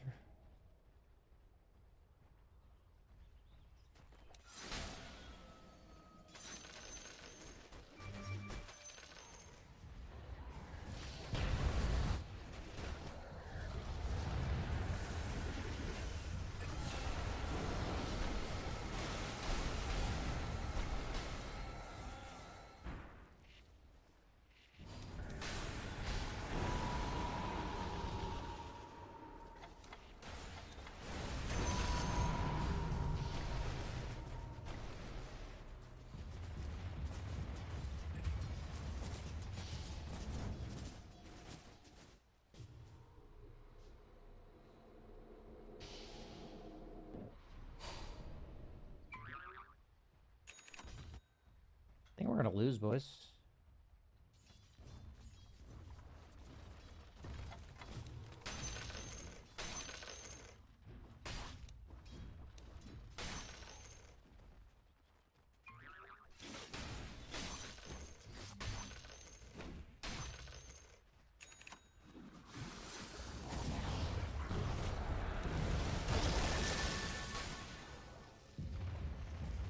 Cooldown. Blink was cooldown, huh? How is Blink ever cooldown there?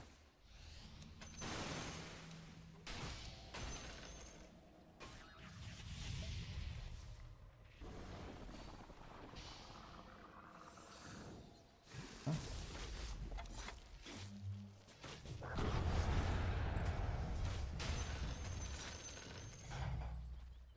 How is his Blink cooldown there? Didn't he TP out of base?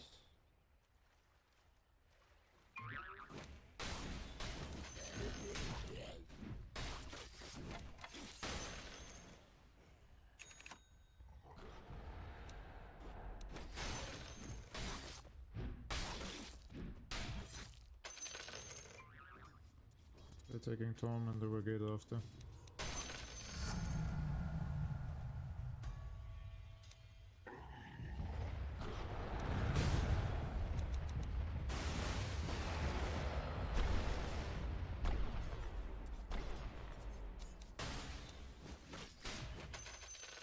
Honestly, I kind of want to go Lincoln's Refresher.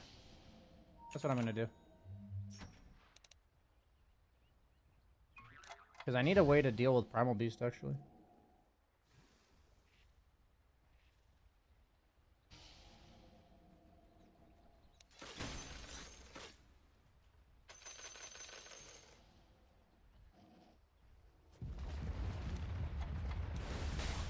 I need help.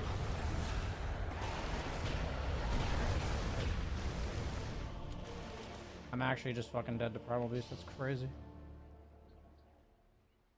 That's actually fucking crazy. I have to go BKB. I have to go like BKB Lincoln's Refresher, dude. This is crazy, actually. I've never dealt with specifically Primal Beast Alchemist as this hero. That's so crazy. I can't play Dota, actually. I have Ravage in 15. We should smoke with Dusa. We have Butterfly.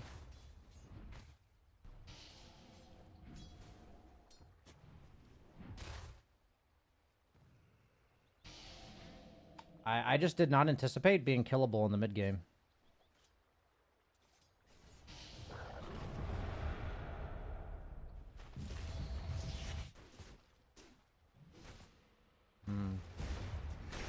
I'm coming bottom. I can smoke myself.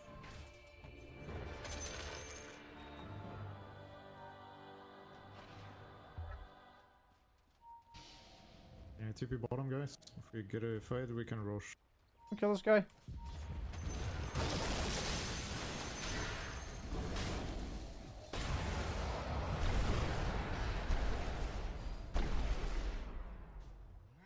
We connect now. Our team's not connecting. I'm getting out then. I actually thought we had damage. I'll be honest with you guys. I thought we had damage to do that. But he doesn't die. That's crazy.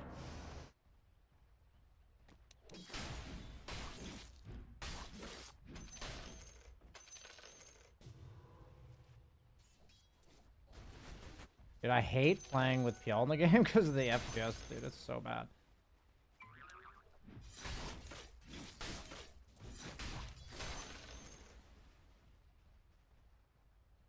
Wait, I really wish there was an illusioner in there.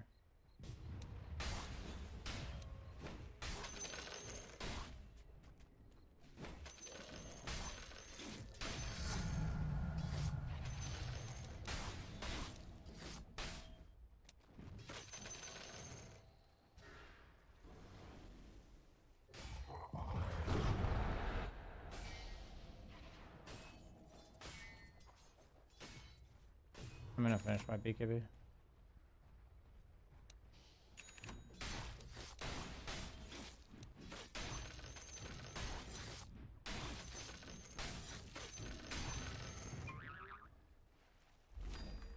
They are playing bottom. Roshan is top area.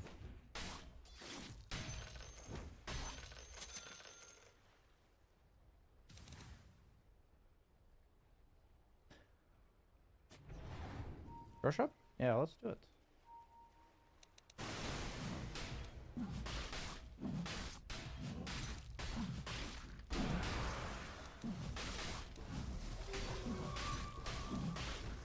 I mean, I think like my Medusa's like purposely not playing the game because like he's upset with me.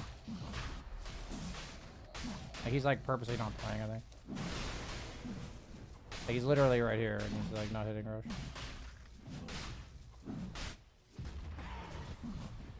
I feel like we're just giving this to them. I mean, we'll just get out, I guess. Dusa doesn't want to play. We're not playing for objectives, we're just playing for fun. It's Yeah, okay. fun Dota.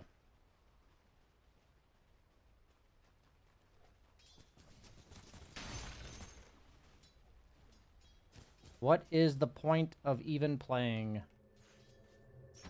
Our Medusa doesn't want to play Dota.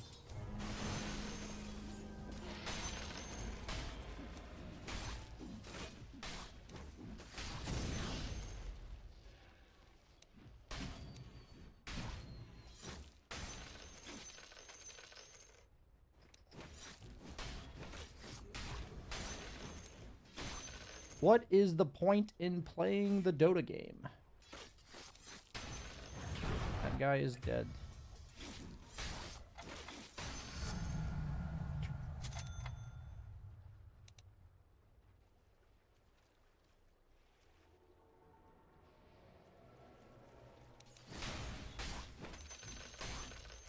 What is the point of the Dota game? That is the question.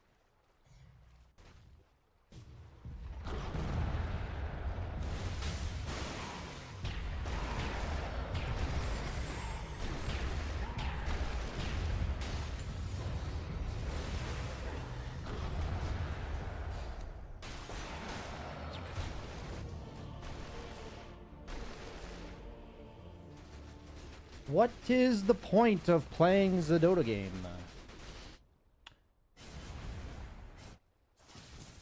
This guy has just decided to not play. That's fine. Goodness.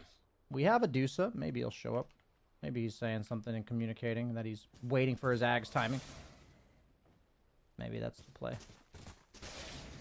Problem this game is without BKB, he kind of doesn't do anything because he just gets broken by Primal.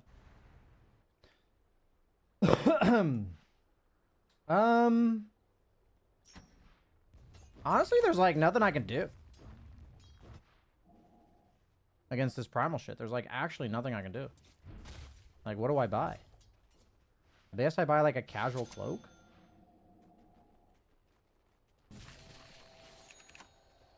Yeah, I guess I'll buy a casual cloak.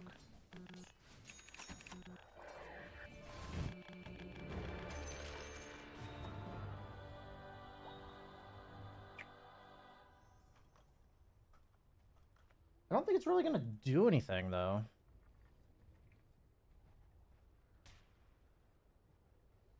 I mean, Tide without his passive is, like, pretty fucking useless, to be honest.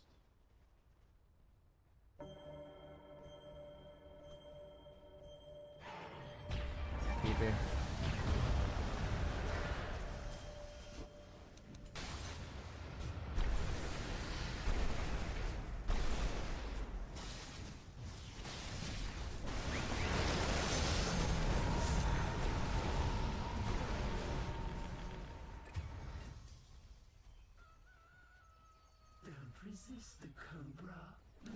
I mean, like, the PL hasn't even done anything in this game. Like, we're literally just losing to the rest of his team.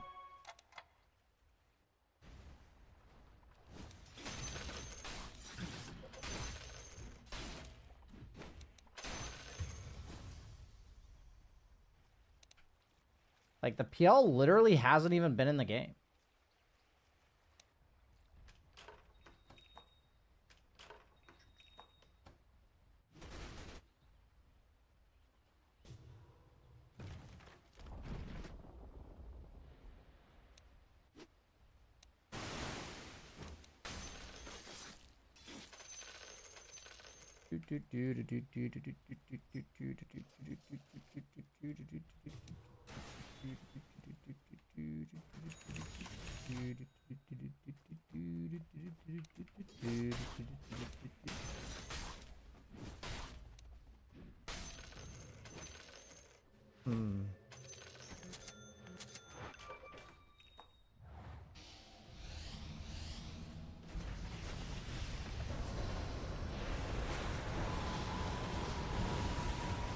Dude, what is this fucking crowd control?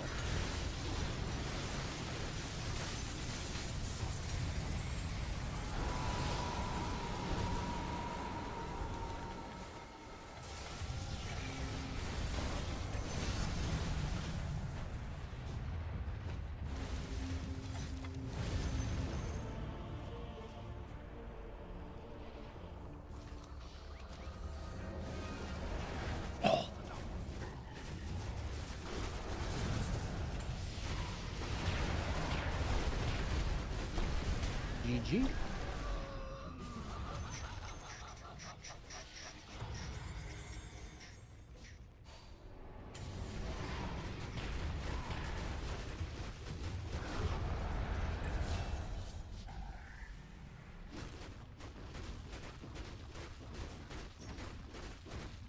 Tough life out there, boys. Tough life.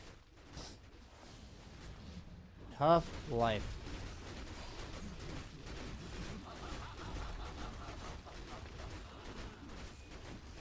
I think if I had definitely just gone like phase boots blink, We probably could have ran at them and like shut down this farm. But that is what it is.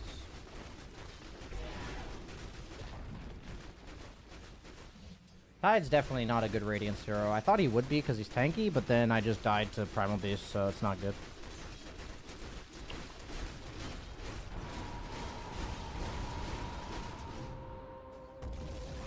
What's your win condition during the clash? Honestly, I feel like we didn't have one. I feel like we had to take a fight like way earlier than that. But perhaps because I win Radiance, we couldn't do that. So, but that's okay. I'm going to go ahead and wrap it up for the day, guys. I will come back stronger tomorrow. But thank you so much for watching. I hope you enjoyed the stream. Hope you enjoyed watching me lose. We did have a nice class, though. We did have a nice class. So, that's cool. But definitely not in the best mindset right now for Dota. And it is super frustrating. But like one of those things where I don't see the point in like beating myself up about it because that'll only make it worse. So I think I just kind of have to let it flow through me a little bit. And that's okay. But yeah, guys, thank you so much for watching. Have a great rest of your Monday, and I'll see you tomorrow. Bye, guys.